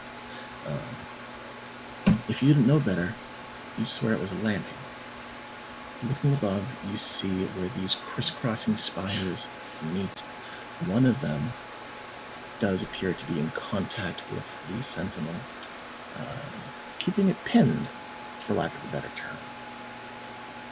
It is a steep slope, but you do a little bit of quick cat math and realize that should it be scaled, you might be able to get to the landing relatively easily. Yep, curious cat. Gonna go do the thing. Jump on the things, climb the things. Verdi, you see a cat begin to scale one of these sloping pillars. Birdie's gonna assume Bones knows what she's doing. Or did you get a rules clarification? Yeah, no, I have to be touching the surface. So Okay. Can Poe deliver those touch spells? that I don't recall, because I know one version of Find Familiar does. And I was actually working on pulling up Xanathar's to verify. Not Xanathar's, Yeah. Tasha's to verify. So someone else can go while I double check that. All right, so Verdi, you see Bones kind of flit up. Leah, you're looking around. You're keeping an eye on everything. You also see Bones kind of scurry on up. Both of you are drawn to see what Bones had seen, this opening in the creature's chest. Statue's chest. Excuse me. It's creature. We know it's creature. Spoiler.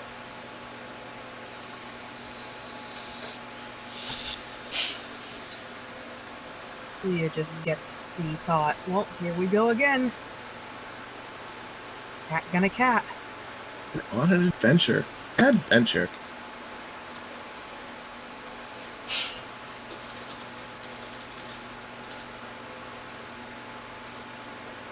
This thing's a heavy sleeper. Well, I guess Verdi's gonna get closer. Not climb, because they're not that crazy. But try and see what the hell Bones is trying to get at. You see, you have dark vision, and you can see pretty well. You see that Bones is approaching, elevating above what appears to be an opening in the statue's chest.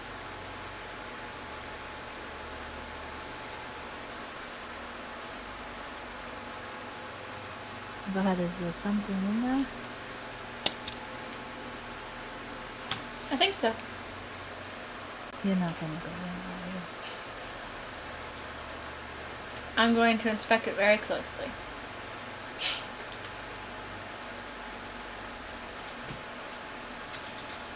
Okay. Bones, it gets to a point where you are above this opening. Peering down and into toward the creature's chest, you see a solid, flat stone platform and a sort of domed overhang, which leads inward about 10, 15 feet into the creature's chest. Beyond which, your keen dark vision picks up what appears to be an orifice made from stone. It's round, dome-shaped, or half-circle shaped, with a set of triangular facets that meet in the middle. Think of a spiral, but with many starting points that twist outward. It does not appear to be made of the same kind of stone. In fact, it is a darker and more obsidian-like material. What catches your attention is the faint, gleaming glow above it. There are 7 faceted stones above this orifice, and a twisting, twirling pattern of runic carved between each of them. Most of them appear to have a dull, colored light that emanates from them. 2 of them are dark.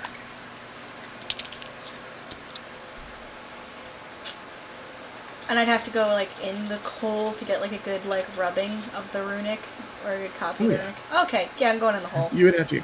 You get them there? Okay. Let me drag you. I can't drag you. I have to actually move things. So, you shouldn't have to. You should be able to drag me. It's not on the. It's not on a different map. I made this in mind to do this. You find yourself upon this platform, looking downward into this almost tunnel-like opening. You see what looks to be a door of some sort in front of you, and above it there are 7 stones that you quickly recognize are Aether stones. I'm gonna call back. I found a door! I thought you said you weren't gonna go in it. I wanted to see what was in it. Door? This one kind of wants to go inside now. Bones. Not Bones. Verdi. Give me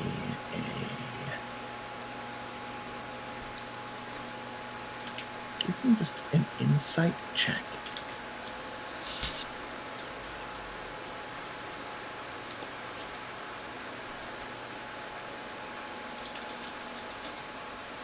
Several people are typing. That's a 9. All right. You think back to a conversation had only an hour and a half ago. And Al Gorath's inky, bitter words echo quietly in your ears as you apprehensively wait outside of the stone cemetery.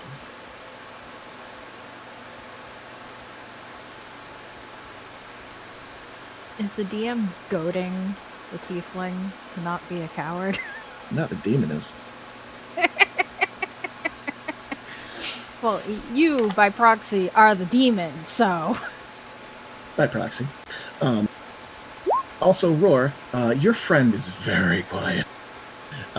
Boldup is watching, floating, kind of rubbernecking around, looking about. And during this time, you guys do hear the sounds of whispers here and there. Bones, as you get close to that opening, you start hearing more frequent sounds of voices, and you hear the intonations of quizzicalness, curiosity, a little bit of anger. But by and large, give me an insight check.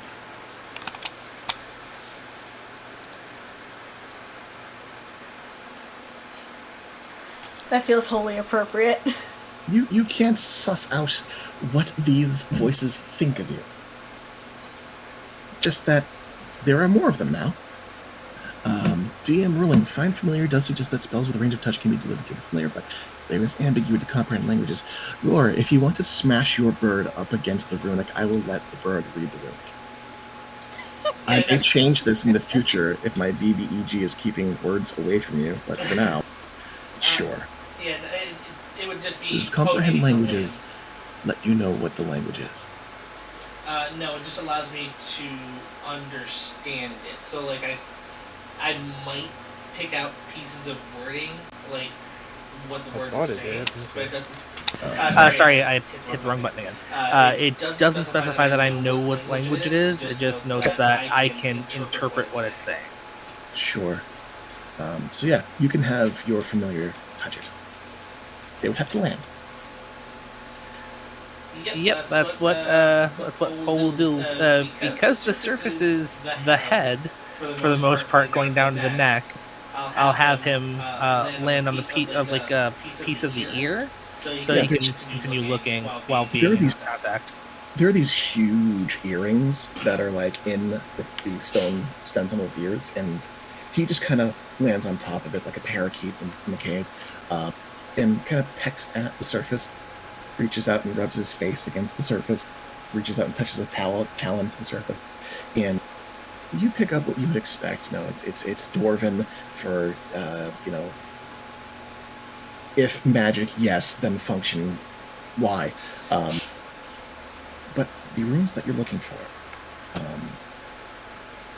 you find their literal meanings, and they seem mundane. It escapes you what these symbols mean until Poe touches a similar looking symbol that you recognize as soon as the language touches you. It is the giant symbol for non-detection. The same rune as found on the rune stone you had found a week earlier. Oh, fuck. You can deduce that there is giant runic in this magical soup. Yep, that totally makes sense based off of our experience and knowing that there's a throne for a giant somewhere in the jungle. As you process this, Verdi, what are you doing? Verdi's contemplating. All right, Leah, what do you... Verdi is thinking about how easy did it look for Bones to get up there? Suspiciously easily. Like,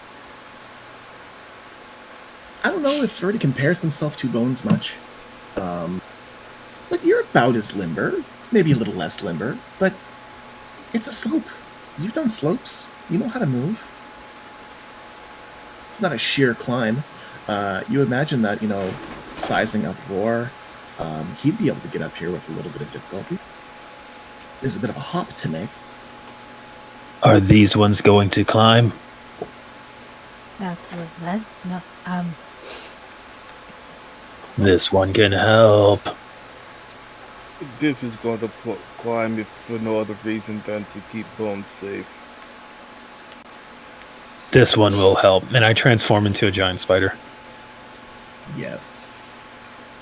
All right, how do you help as your giant spider into form? I offer rides. Spider rides. Yeah, so you offer spider rides. The hair that should be on the back of the spider is now replaced with like Brillo pad. It's coarse, it's rough, but you guys are able to climb onto a giant spider to get up there if you so choose. I'll do multiple trips to help anyone up to the area that wants to go up there, since my footing is going to be a lot more surer than normal. Because actual spider climb, rad. Actual spider climb. It doesn't take you long. You get Biff up there, no problem. Biff, you plunk down. There's a short drop between the spire and the platform, landing behind the bone. Karn, you make your way back down. There's Verdi, Roar, and Leah left down there. Yeah, Verdi is apprehensive and running his hand through his hair, and then just says fuck it to himself under his breath and hitches a ride with Karn.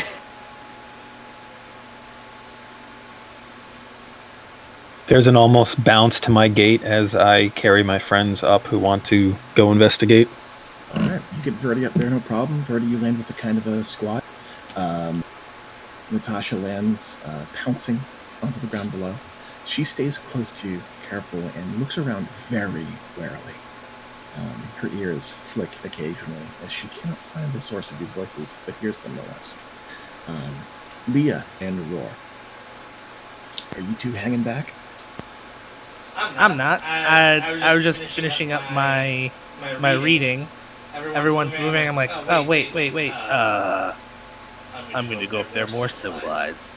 And I use my portable hole and call out my homunculus servant, which has opposable digits, hands, and has wings.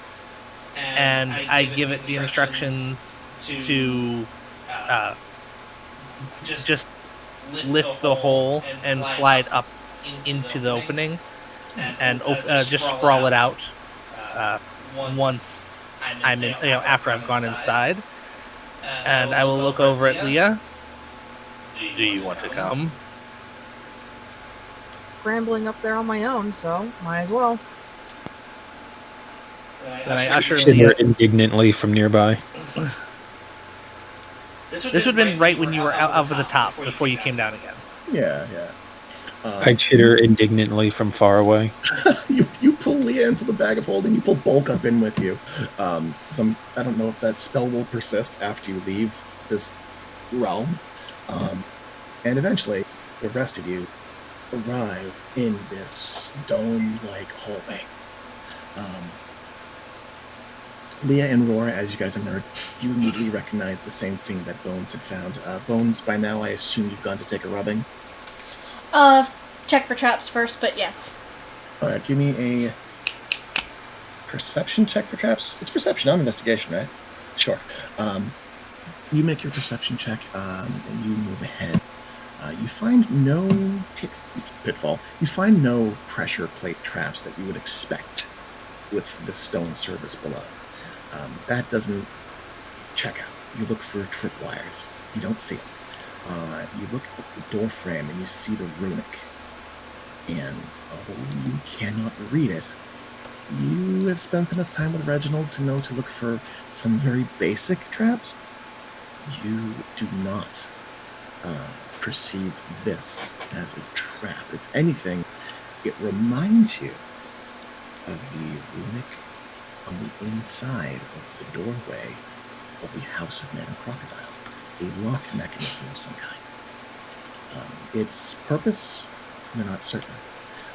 What you do get with that perception check of 25 is that at the center of this doorway, there is a spherical depression, roughly the size of, I want to say, like a melon, bigger than a softball, smaller than a basketball, spheroid in shape. Leah and Roar, you guys, make your entrance as you see Bones is kind of looking things around, and as she moves and inspects these things, you likewise see what she is seeing, only from further back, with a little less context. In the runic, are there any words that I recognize? Because I do speak several languages that use runic languages. You speak several languages. Well, it looks to be not like an incantation and not like an opening phrase, but you do see words that suggest interconnectivity and something that alludes to a key.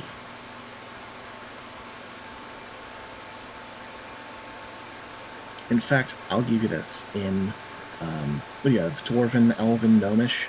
I have Draconic, Dwarven, Elven, Gnomish, Karn, and Sylvan, as well as the Langdomere and Thieves' Camp. Okay.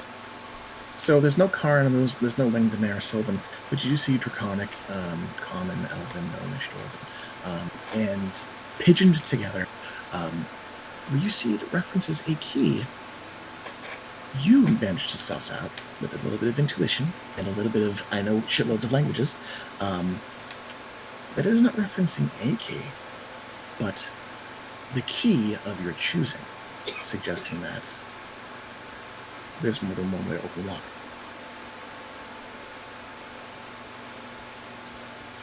Interesting. See allusions to a key, your choice of key, and the word friend, or ally, or approved user in this case. I'm gonna go Hard to back. say.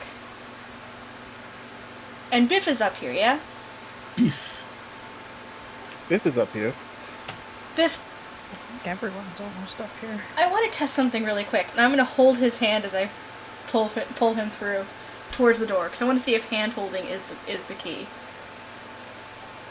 Oh, okay. You pull him over, holding his hand. You stand before the door, and nothing happens. Damn. All right. You see the stones above. They are lit with a very faint light, except for two of them. But they don't seem to pulse. They don't seem to glow anymore. Well, that was my guess. The rest of you are standing toward the entrance. I would have moved closer the second that I had a chance, so. Okay, Peter. so Yeah, Verdi's hesitantly, but moving closer in. all right, you all kind of gather closer. As you do so, nothing happens. I'm on You're on the ceiling? Okay. because why not? Karn is on the ceiling. When I look at the Aether Stones, is it just like from left to right, the first 5 are lit, the last 2 aren't, or is there like some of the Aether Stones like in between just aren't lit? Hold on.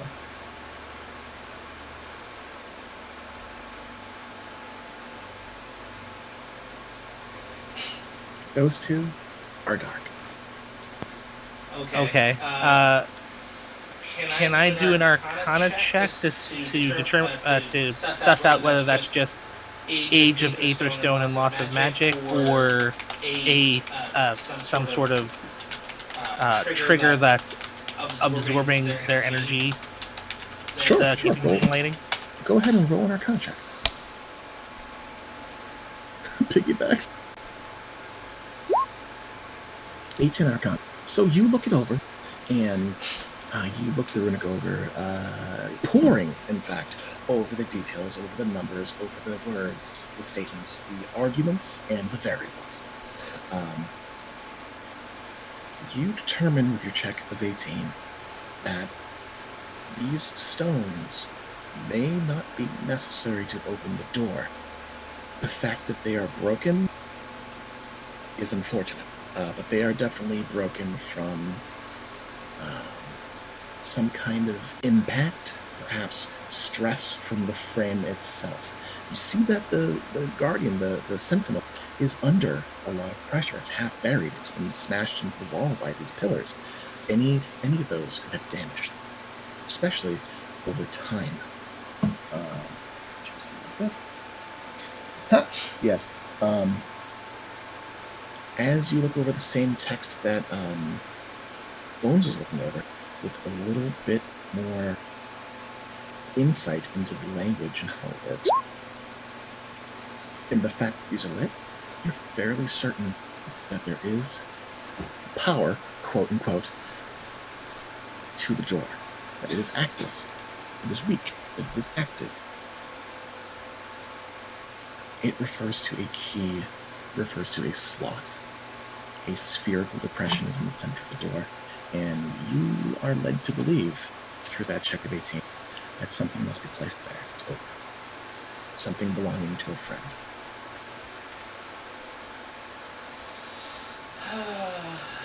Something belonging to a friend. Karn, give me a perception check. Actually, what's your passive?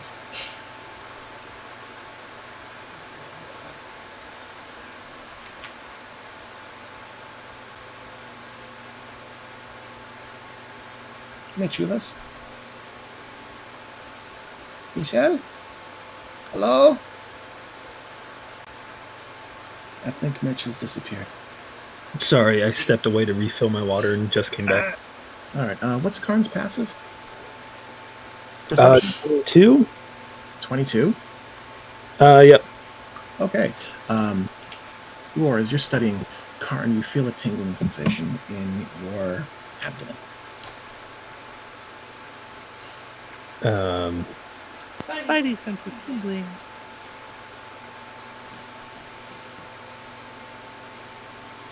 Is that roughly the area where my heart probably shifted? Probably not. Probably not. But you are aware that your items melded into you when you took form. I'm going to skitter down from the ceiling. I had another idea when I was looking at this as well, so I'll shift back. Okay. There is a faint trembling in your backpack. I'll bring my backpack down and start to rifle through it and try to see where the tingling has come from. All right. Is anyone else up to anything? Biff is talking to Bones. No, you guys carry on speculating what could be, what couldn't be. Karn, as you reach into your pack, you find that the globe of wonders is vibrating.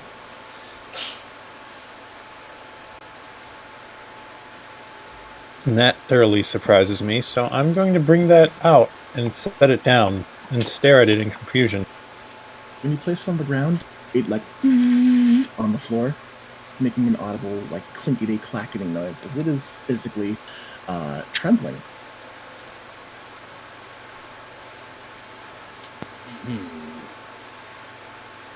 Can I borrow that? The globe is excited.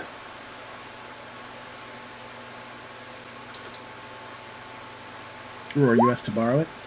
Yes.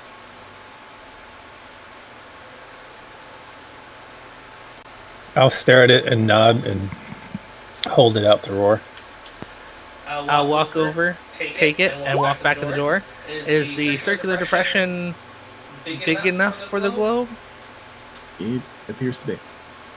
Then I will.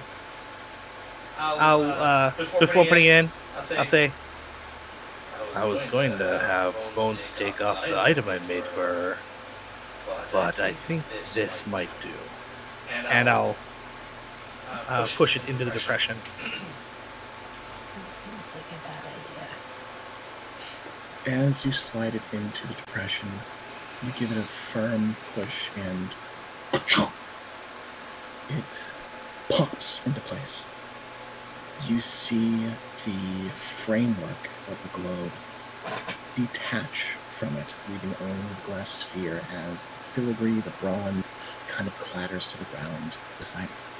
The clouds and continents, gold and brass embossed, begin to twist and turn and spin in place as you see one by one the aether stones of the doorframe glow.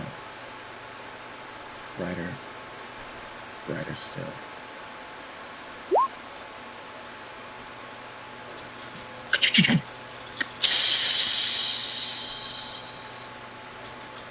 The triangular connectors, the orifice, cracks open along its 5 seams and then begin to rotate outward, opening, revealing a darkened interior beyond. Pitch black inside of the stone sentinel's chest. The globe of wonders remains attached to the frame of this door, sitting at just above head height, where one of the Warforged, the taller group, could potentially reach up to grab it if they so chose. It appears to be socketed there, while the doors remain open. I will look up at it, and I'll look back. Maybe you try to take that out when we leave. But, I think we leave it there for now. And then I'll make my way in through the door, because Roar is not cautious.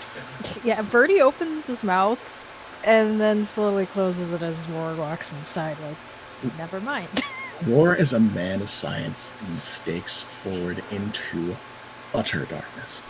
Roar, the scent of stale air, decay, and ozone is almost overwhelming as you step inside. Do your allies follow you? I'm gonna try and sidle past him so I can check for traps. Bones, you check for traps as you and Roar are the first to enter. You place yourselves in the bottom of the map here. Oh my god. That's a thing. Oh my fucking god, I love it. I love it so much. Bottom of the map, Sam. So right about here, yeah. Roundabout's there. You can fit yourselves kind of squeezing into the doorway. Okay. Further Those down, who can or? Right there is fine. Those of you who can see in the dark, you can make out this broad cylindrical room made of white marble-like stone. The floor is a deep and polished and glossy stone that looks almost transparent, like extremely foggy black glass beneath your feet. Grand pillars stand on either sides of the room. At the base of each pillar is an arched doorway framed in what appears to be gold and a black metal you don't recognize. They are sealed similarly to the outer door, but without depressions like the entrance. Flanking the rooms as you enter, you do not see traps, but you do see alcoves. Dozens of these 5-foot wide, ensconced, almost room-like platforms where humanoids sit, long dead, long dried, mummified humanoids, their skin cold, taut, Their clothes, vestments of some kind of order, reduced to rags. The humanoids have been mummified. They're adorned with vestments that appear of similar to divine or arcane cut. You see no valuables upon them. No magic items, no trinkets of magical nature, or even holy symbols. At first blush, none of you can gather whether they are supplicants or arcanists. Biff, as you enter with your torch and take a look around, this looks so strangely familiar.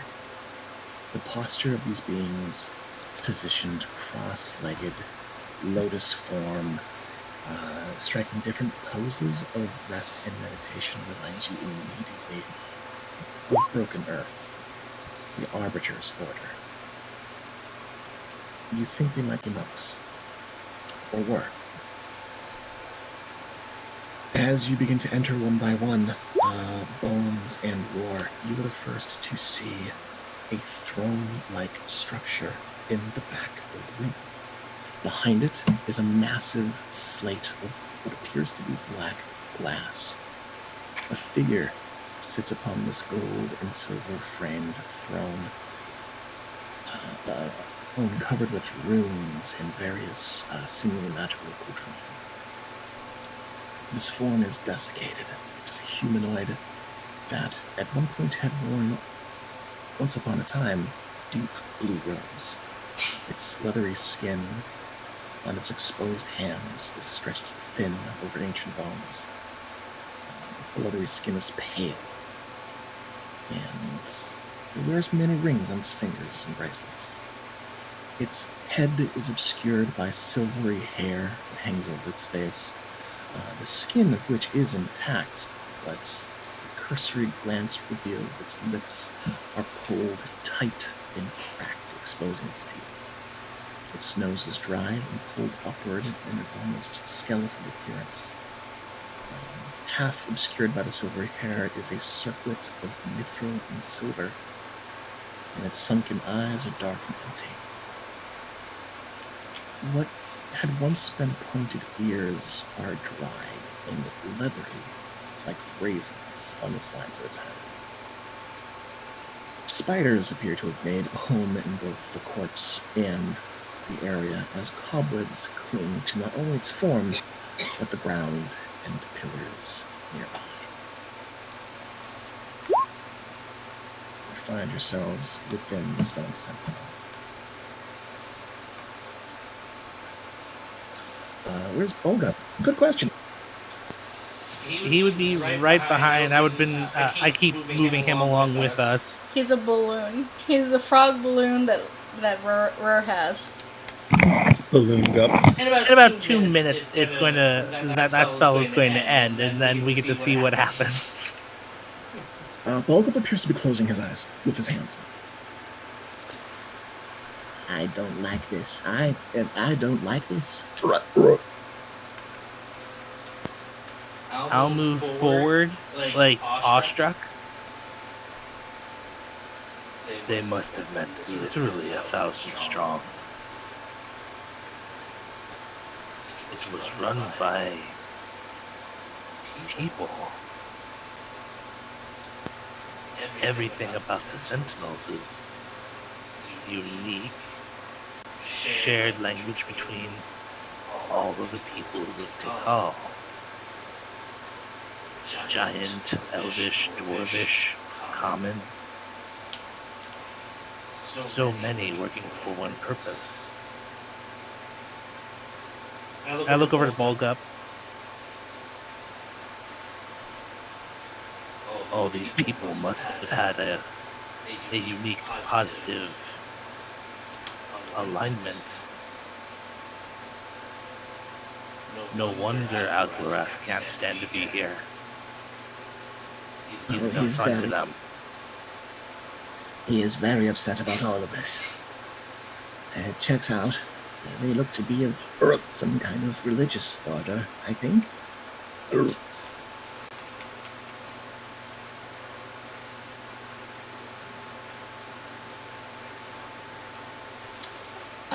move. Go ahead. I would like to investigate. So, do all of them have pointy ears? Are they like pointy kitty ears or just pointy ears? Roll a check. Find a check and roll it. I'll let you do medicine. I'll let you do investigation, perception, insight. If the option is for perception is available, I'm always choosing that one. All right. Well, you're searching around. What's everyone else doing? Biff is also moving around, kind of unnerved at their poses and the familiarity, trying to decide, like, why would these people be in this giant man? All right. Biff, you start looking around. Verdi, you take a step inside, and it's unsettling how quiet, how dark it is in here. Even with Biff's torch lit, it is still, the floor is black. The pane behind the throne is this polished black mirror. It's very, very cloistered, despite the ceiling being so high. It feels choking almost in here. This is pretty much a catacomb. Pretty much a catacomb. Bones, you spend the next couple of minutes looking around, trying to find similarities between these people, and you find that some of them, old as they are, leathery and bacon-like as they have become, some of them are human. Some of them have the pointed chins, almond-shaped eyes, and ear anatomy, what's left of it, of elves, of a dark complexion. You do find desiccated and weathered with age what appears to be a tabaxi. But as you look it over, something is off about the features. The cheekbones are pronounced, the chin is pronounced, the teeth are bigger. Its whole frame is broader than what you're used to seeing. Oh man, are these the Live community. lion kitties? Lion tabaxi? You think about it for a little bit.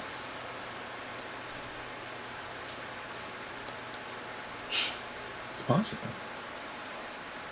Its hair is long gone. It's hard to tell what the pattern was, but it definitely looks a touch bigger and a little less domesticated.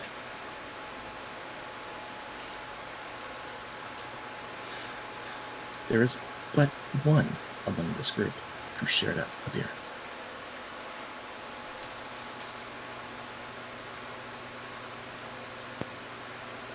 So are all of us hearing the voices now? As you guys are inside, you do hear the voices that continues. It's not persistent. You hear them occasionally speak up as you move. Let me see. Just with the passive insight of the group, you hear more curiosity than anything else. No words, just intonations and impulses of feeling. Okay. I'm gonna look at the group, and then I'm going to say, "Take nothing." And then I'll step forward again, step forward closer to the, for lack of a better term, throne. And I will kneel down. And I'm just going to go through the languages that I can speak that I know I saw runic for. So I'm going to be shifting in and out from common, dwarvish, and actually those are the only two that I can actively speak that were noted, since Celestial and Infernal weren't there. So I'll just keep popping back in and out of those, saying, "We mean no harm. You've been resting down here quite some time. Would you like to be able to return to the surface?" You begin speaking in different languages to the desiccated body. Leah, what are you up to? I'm just looking around because creepy, and You peer about and you look at the different mummified bodies. As Roar moves toward the throne, your attention is drawn to the creature sitting there. You recognize, with your place in the world as a healer, seeing, a number of dead bodies in your time, you recognize an elf when you see one. The silvery hair, that catches your attention.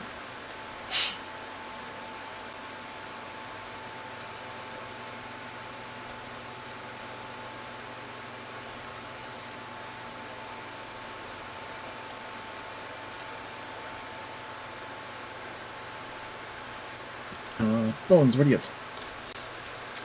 I'll join Roar and just repeat what he said in the languages that I do speak that he doesn't speak. You get up there to the throne and you start speaking different languages. Verdi, what are you up to? Freddy has taken out his notebook and started sketching. You begin to sketch, okay. Karn, what are you up to?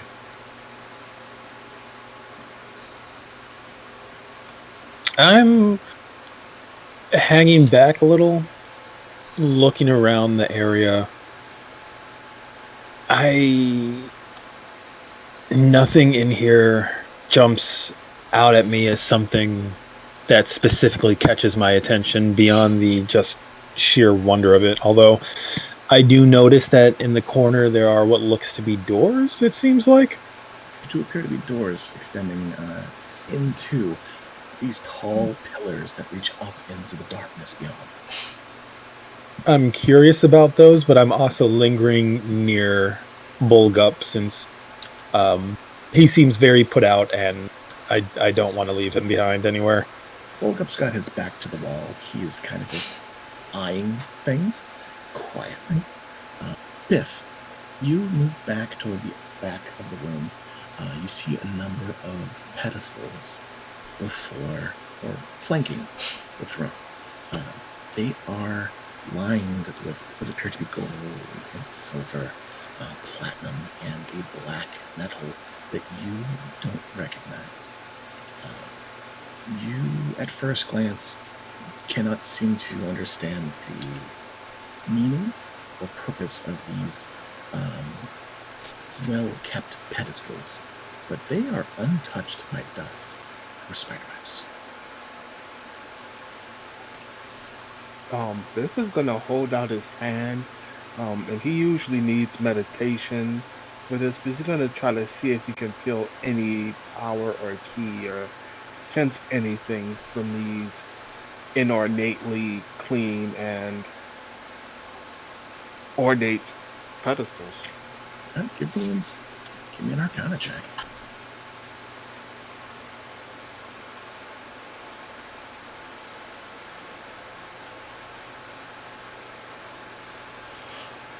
Hold on, my sheet is being done.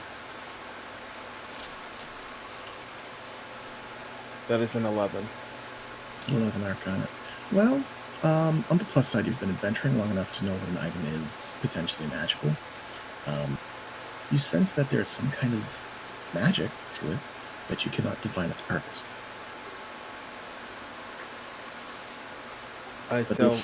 There's no spiritual key to it. It seems like wizard shit. Okay.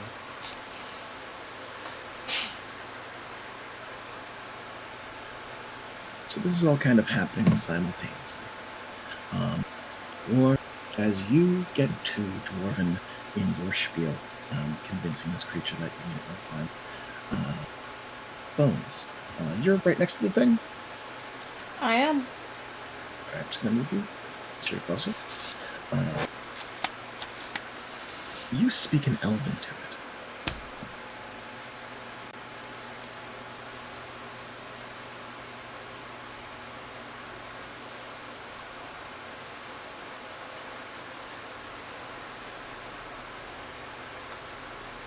I'm music and there's a changed. shift.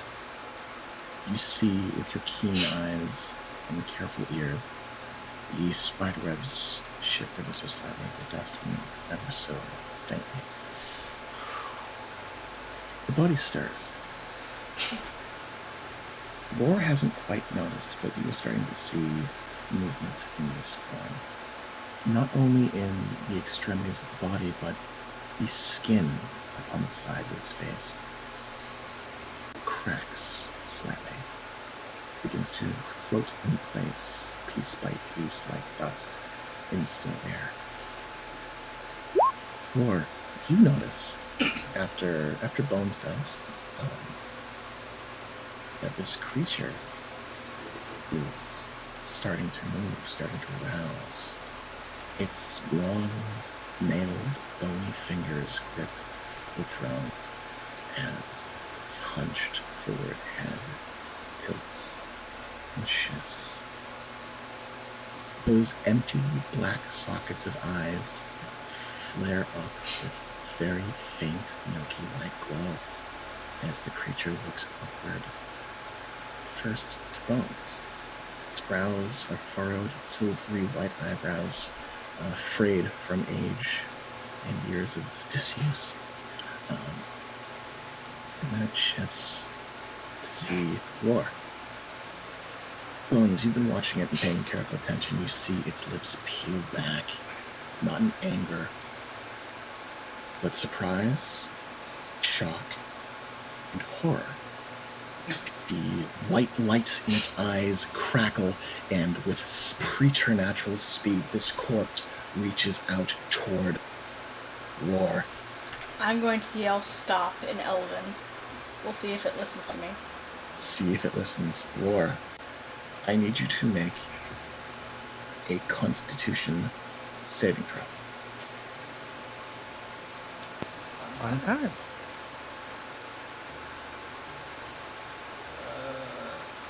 Hey, it's fine.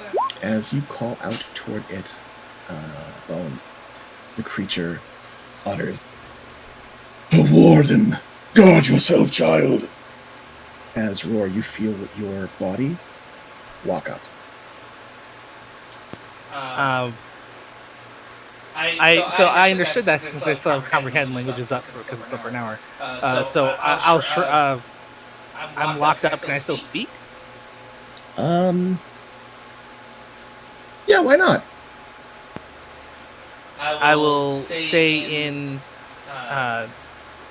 Common and Dwarven back and forth since I don't know if he, knows both based on how this thing was constructed. I am not a warden. I am different.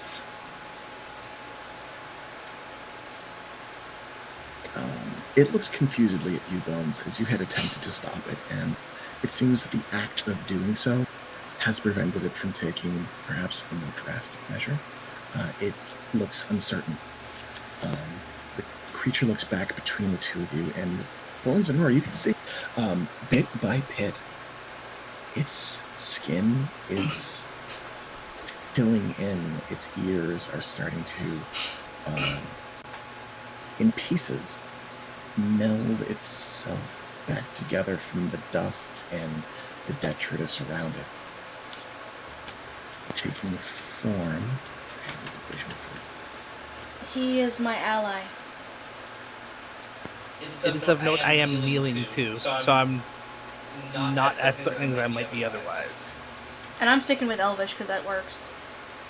Sticking with Elvish. And you guys all listen as this thing starts to speak and calls out first in Elven, then looks toward Bones. Not a warden. Then from whence? He looks at you, not recognizing. You are not a Leonin. Oh, you speak, looking toward Roar, and he glances about, seeing Biff.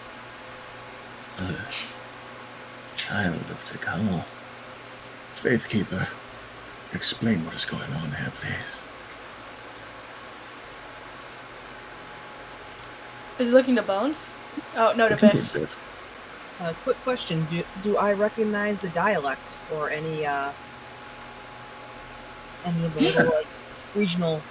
As you listen to the language, it does sound a little bit like home, a little bit more formal, a little bit older, but it kind of starts to click into place.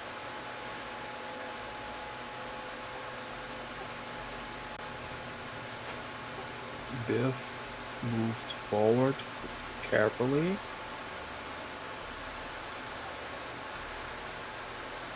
Perhaps you should stand down and let. And he looks to Bones and the locked up Roar for guidance because he doesn't know what the hell just happened. There is no war, if it is your worry. The more you speak, the more his brows begin to furrow. He looks quizzical. I will translate for Biff. Well, Biff speaks Elvish, and Oh, never mind then. He looks you over and quizzically, not quite understanding, and then begins to speak in common. You are not a child of Tikal. No, you are from somewhere else. He looks toward Roar, and with a flip of his hand, Roar, you feel your jaw lock, the magic dispelling. The creature pants, taking labored breaths, looking the group over. No, there's no war. This is our wake. Why have you interrupted our wake? Who are you? Biff is Biff of Gilneas. The one closest to Tikal would be Bones, the Tabaxi before you, and Verdi, the tiefling farther down, with the other Warforged. Tabaxi. The Missourians, yes. Warforged, You look like Wardens. I should trust you on this one, that he is an ally. Looking toward Bones.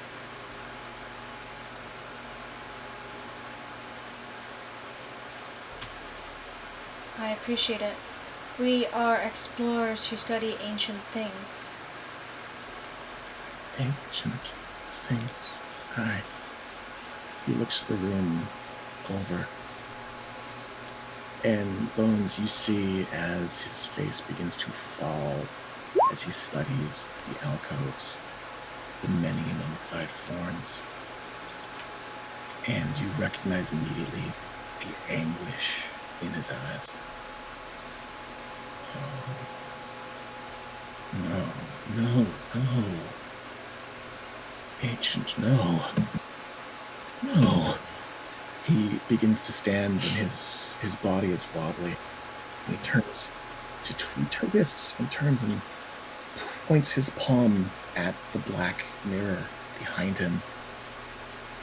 Biff goes to help him, try to make sure he doesn't just fall over. And you see the mirror, the black pane behind him, come to life with color and shapes and forms. This elaborate grid of different sights, all from different parts of places you've never seen. Two of these grids appear to be completely black. One is blinking with this big red warning symbol. Bones and Biff. Leah, you recognize that it says in Elven, connection lost.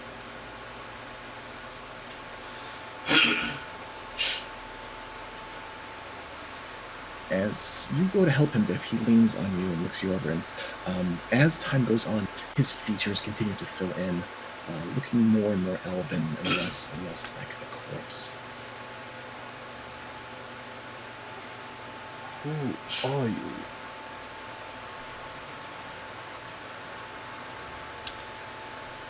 What? He looks toward you, Biff, as you ask your question.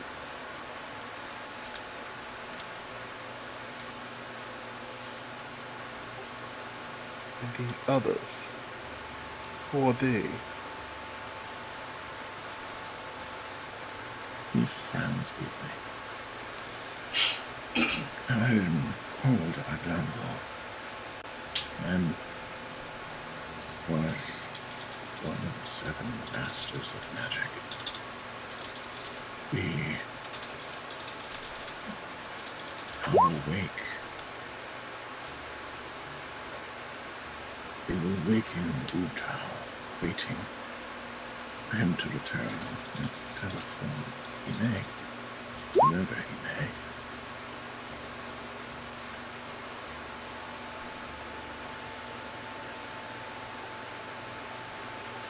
In this grand statue?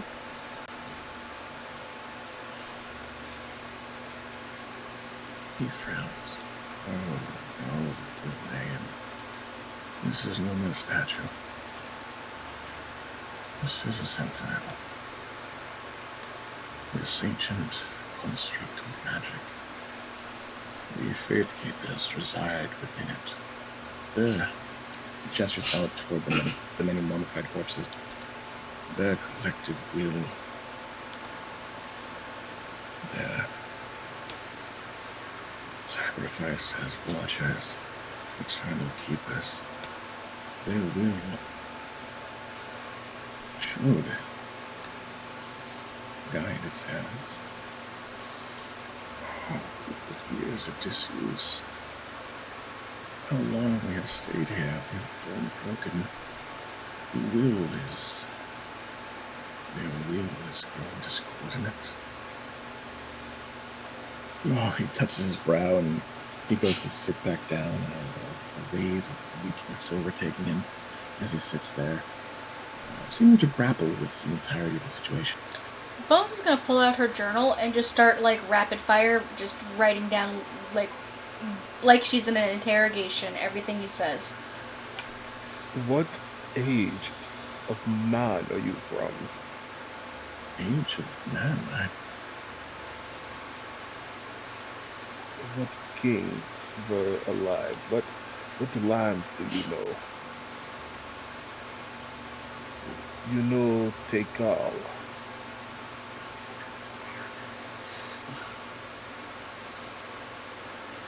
What do you say?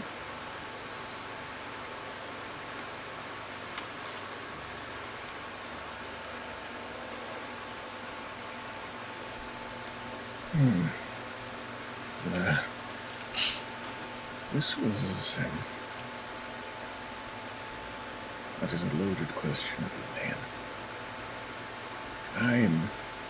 I am a product of the time after the Dakelia rose from the earth, after the Great Calamity.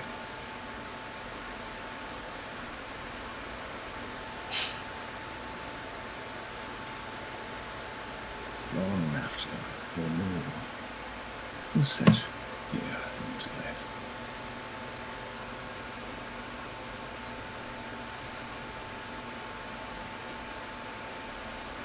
We are not so old as the days of fury. No, we were villagers, trying to retake what we had lost. It was a golden age. A time of magic and sorcery and wonders. He glances back at the screen behind him and reaches out with his hand. He begins to weave and twist his fingers, and you see small sparks of etheric, magical light dance between his fingertips. He grasps the light and holds on and winces. Oh, I don't understand. Where is the life? It was the life here. What life do you speak of? The grass, the trees, the soil. The Without the watchers, there was always a contingency to drain from the jungle what we needed to move the sentinels. I must move the sentinel. There was no life here. old friend. Biff looks back to Bones to see if he kind of has permission to expand on these things. Bones nods. We have been investigating much the same. The desert has overtaken these lands. But in this group's investigating, we have found the elemental planes have been disturbed. Slowly have we begun to fix this. Perhaps not so far reaching here, but in another part of the island, we have set forth to fix the elemental planes. Elemental planes, The grass will be growing shortly. It has returned in this city that we have visited. Let's see. Looks like the magic has run wild. It really has. And he snaps his fingers like, yes, that. He gestures toward you, Bones, and Roar beside you. How many years has it been since the calamity, since Cannes? How long? Bones knows it's how long? Okay, what's the date? It's like 853 or something. So the modern age started like 2,000-ish years ago. Yeah, Roar should know, being from the Lyceum, like from the exact point that he's asking about, Roar would probably be able to answer that really quickly. Yeah, so about 2 millennia.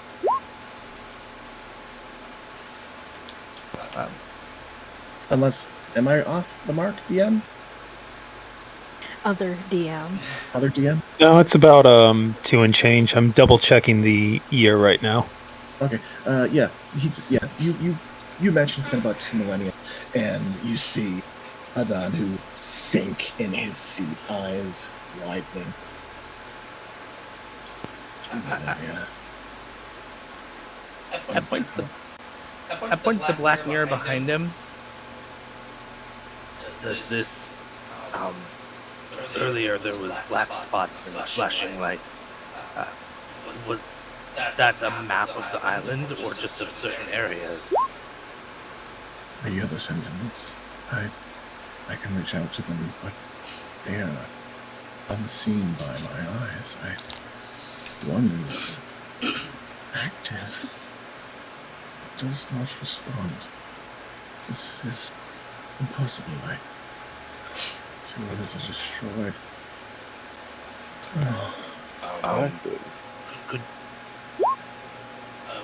Could you show me a map of Take Hall and where the broken ones, the non-responsive one, should be based on what you expect? Yes, I can do this. Group has passed one, yes. Perhaps we can see what that visage is and determine which one that is, or if it is one that has been disconnected. Is Verdi familiar or where and like how many sentinels have been found already by the commission and the like? Only one has been found, the one that you guys encountered on your way here. It's been studied, and it's been theorized that there are more. Okay. There have been expeditions to find them, but it's jungle, and it's really dangerous, and nothing has turned back fruitful. Some of those groups have not come back. Amen. I don't know. Let me see. 1 second. Pouring through thousands of notes here.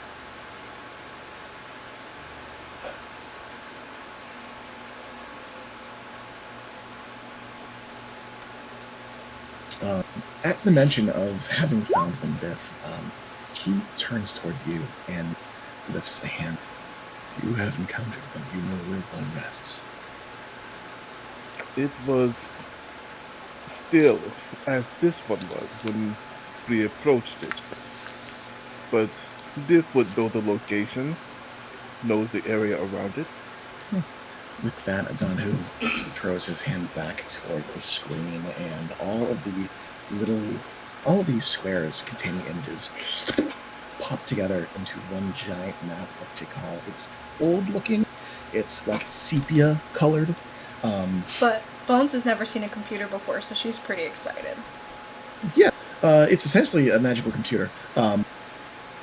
As you look at this map, and Biff, you begin to point out the location, and Adonhu nods slowly. The master of conjuration, Khalid. That one is his. I can attempt to. He reaches out and closes his eyes. He wraps his hand into a fist. Khalid. Khalid, answer my hails. If you live, answer. If it is any solace, group did not enter that one either. We only saw its body, but continued on. Made no to go back to it though. If Khalid sleeps, he may be like me, unaware of the passage of time. Oh, gods. What Leah just noted is something that Laura wanted to say is that we only got to see it like neck up. Yeah. Yeah, I've been wanting to say something, but everyone keeps talking. Okay. You guys bring up the fact that it is buried, and Adanu looks at you surprised and in disbelief. Buried? No, we stood for our wake. We waited.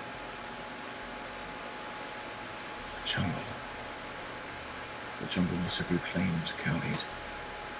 Took him into the ground with a sentinel.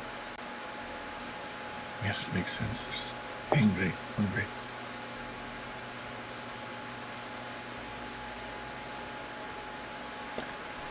Can you survive outside of this sentinel? Is that something you can do? Do you know? He looks toward you and he frowns. He lifts a hand, and you see that his flesh is fragmenting from his body. It's the skin is just kind of floating around the knuckle bones, occasionally piecing together to look elven, but also occasionally breaking to look rather hideous.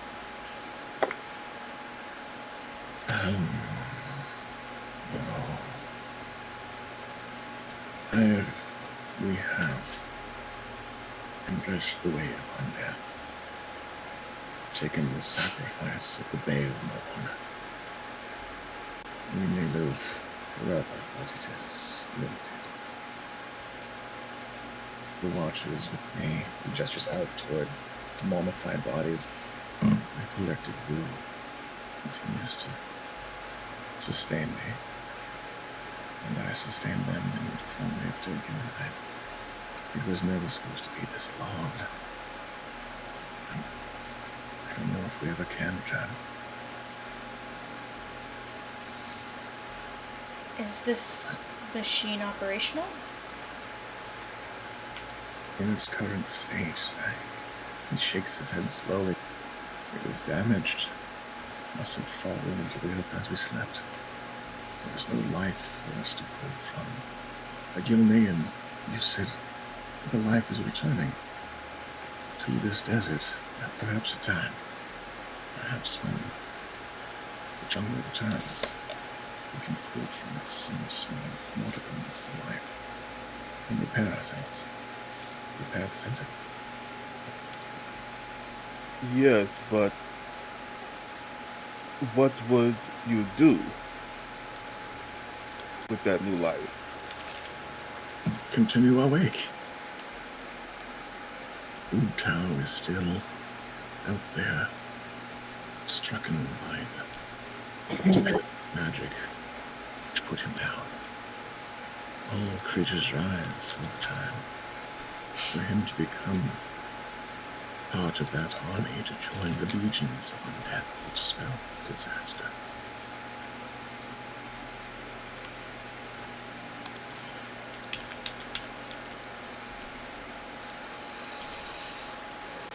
This isn't the first time Uptal's been mentioned. I personally can't remember anything about this being no. Ood Tao is one of the local deities. He was worshipped. Some kind of giant god of nature. Okay. Oh, could I look up at the map? Where is his throne?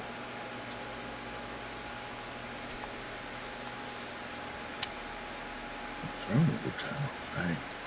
He looks at the map and he gestures toward it.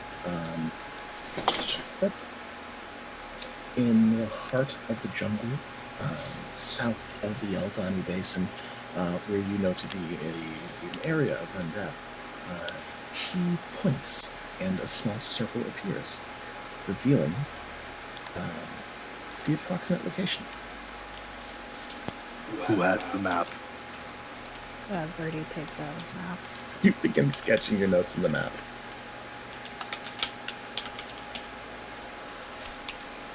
I'll then say, so I know that area is rife with undead currently, as a big thing. According to the commissioned census, it is known to be an area of undead. It's also the location where you were suggested to search for ways, Otamu. And that's why I remembered to ask.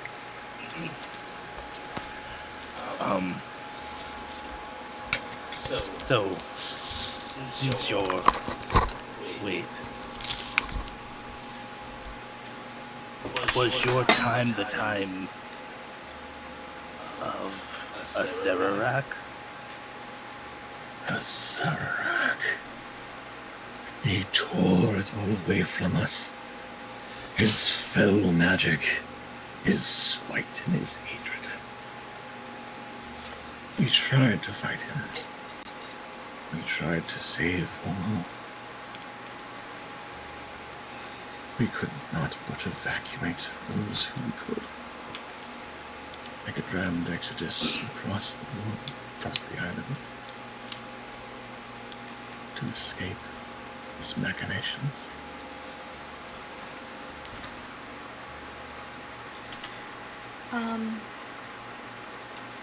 Question. Roar, did you bring the telescription pen?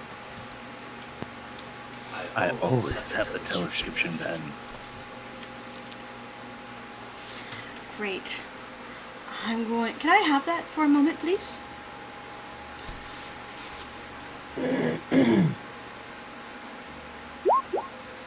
Only if you promise to be very careful about what you write. I'm going to get Reg on the line first. I hold out the telescription pen to her. Yeah, I'll take it. And I'm just going to say, need Reginald Crosp ASAP. Summer. So looking at the map of Tekal, the throne would be where this skull is. Roundabouts, somewhere in that area. I'll circle it in the main map later so we can go over it. Okay. But it's roughly in that general area.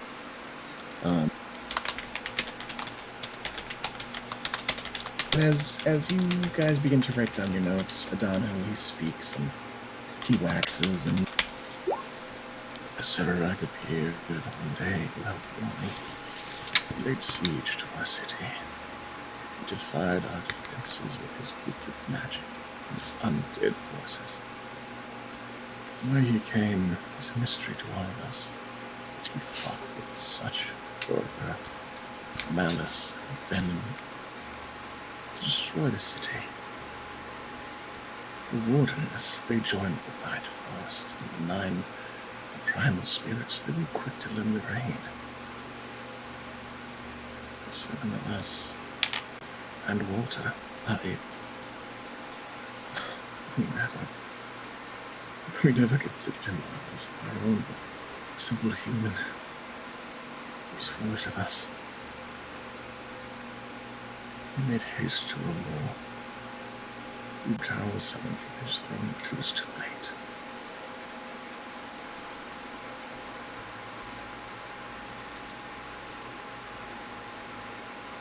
The people of the city were not meant to fight a battle meant for gods.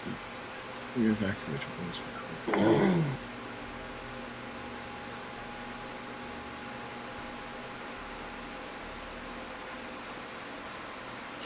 Thus, the casualties were heavy.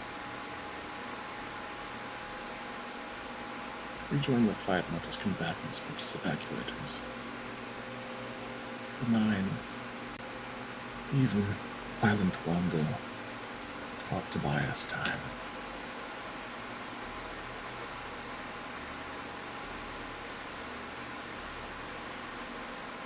By the time Utah arrived,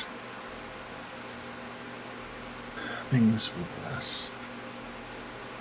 The Sirarak, he split the ground open, sunk the city, created a field of burning hot stone,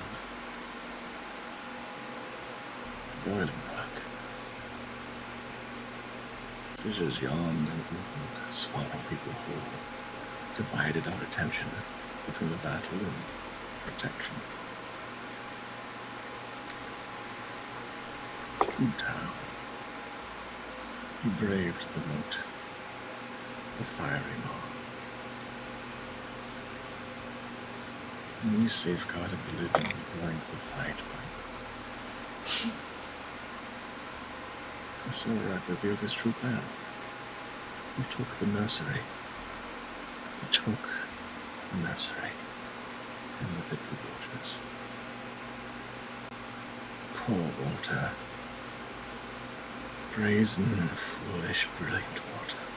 He thought the battle of necromancers, that he could best this god, this Lich King. It was the last we saw him. Utah was struck by something. It shook the foundations of the city. It changed us, our abilities, our magic. It changed the island. We felt the weave rent, the Aether disrupted, and Utah fell. His awful bellow echoing.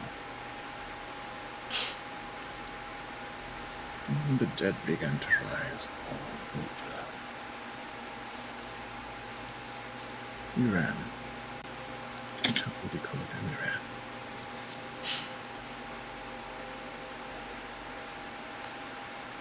We seeded civilization elsewhere, far from the horrors of Orno.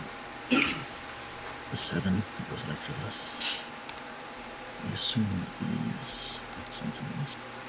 Should Utah ever wake, there would need to be a substantial force to bring him down. We watched Orno for years, waiting for something to happen. It had continued, silently boiling its motive lava. The wardens watched from a distance, unable to reach us. It was a stalemate. We thought we would be waiting for a few years. Our wake brief. 2,000 years. My gods. Bones, you wait for a response for several moments. Bones, Karn, and Verdi. As you wait, you hear the sound of distant chimes. A sound beyond the doorway.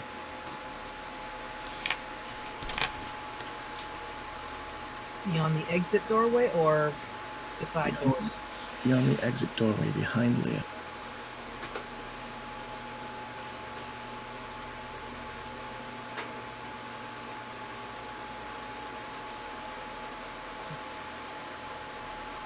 Also, quick question. On the map of the island, are the other sentinels marked off?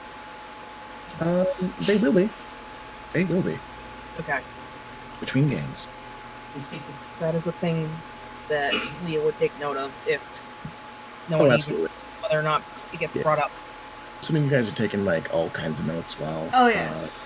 Oh yeah. while in this room. Oh, hey, that's where Omu was. Oh hey, that's where Omu was. So he did say that that Utao was killed in the lava, right? No. Utao was struck down shortly thereafter. He staggered off. He fell.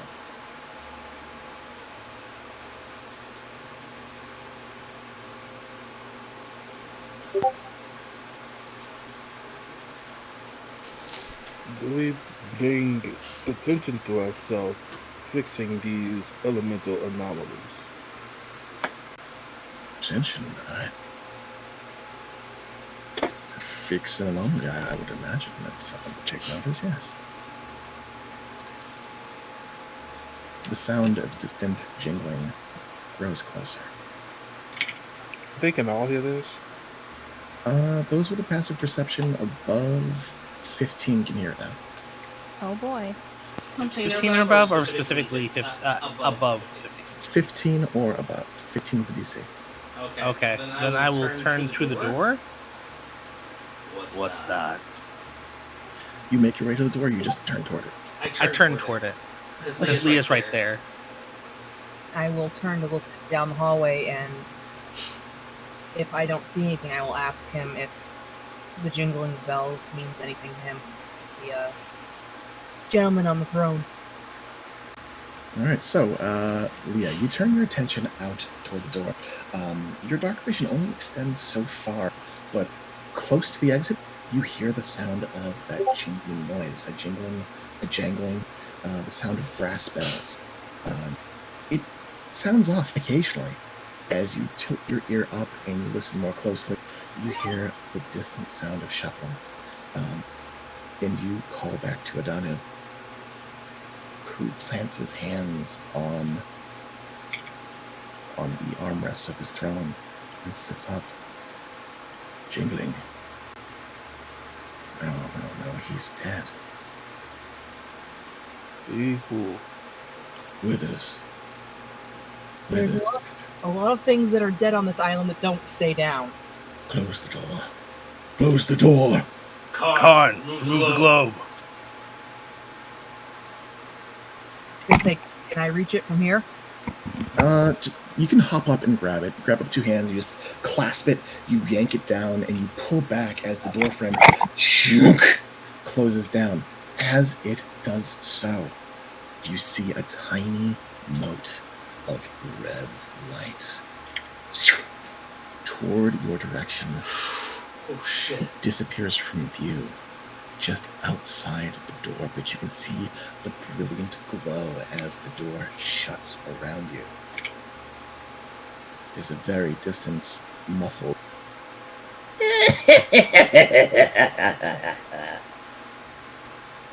of laughter echoing through the chamber beyond.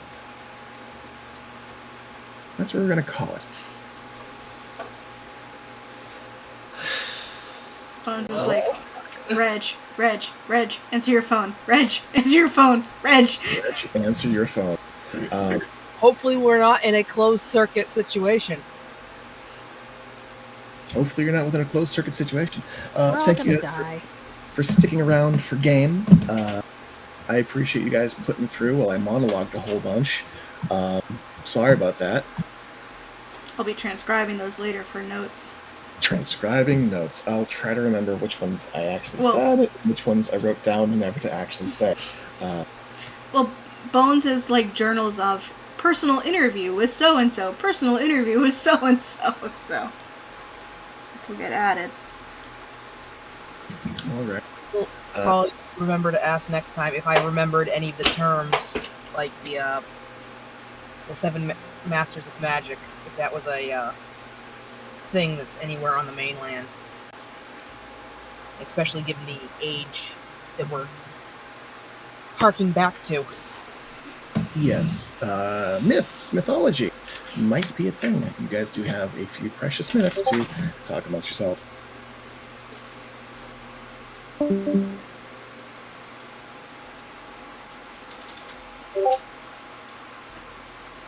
Yeah, Yeah, thanks for running games. That was actually awesome. Very awesome.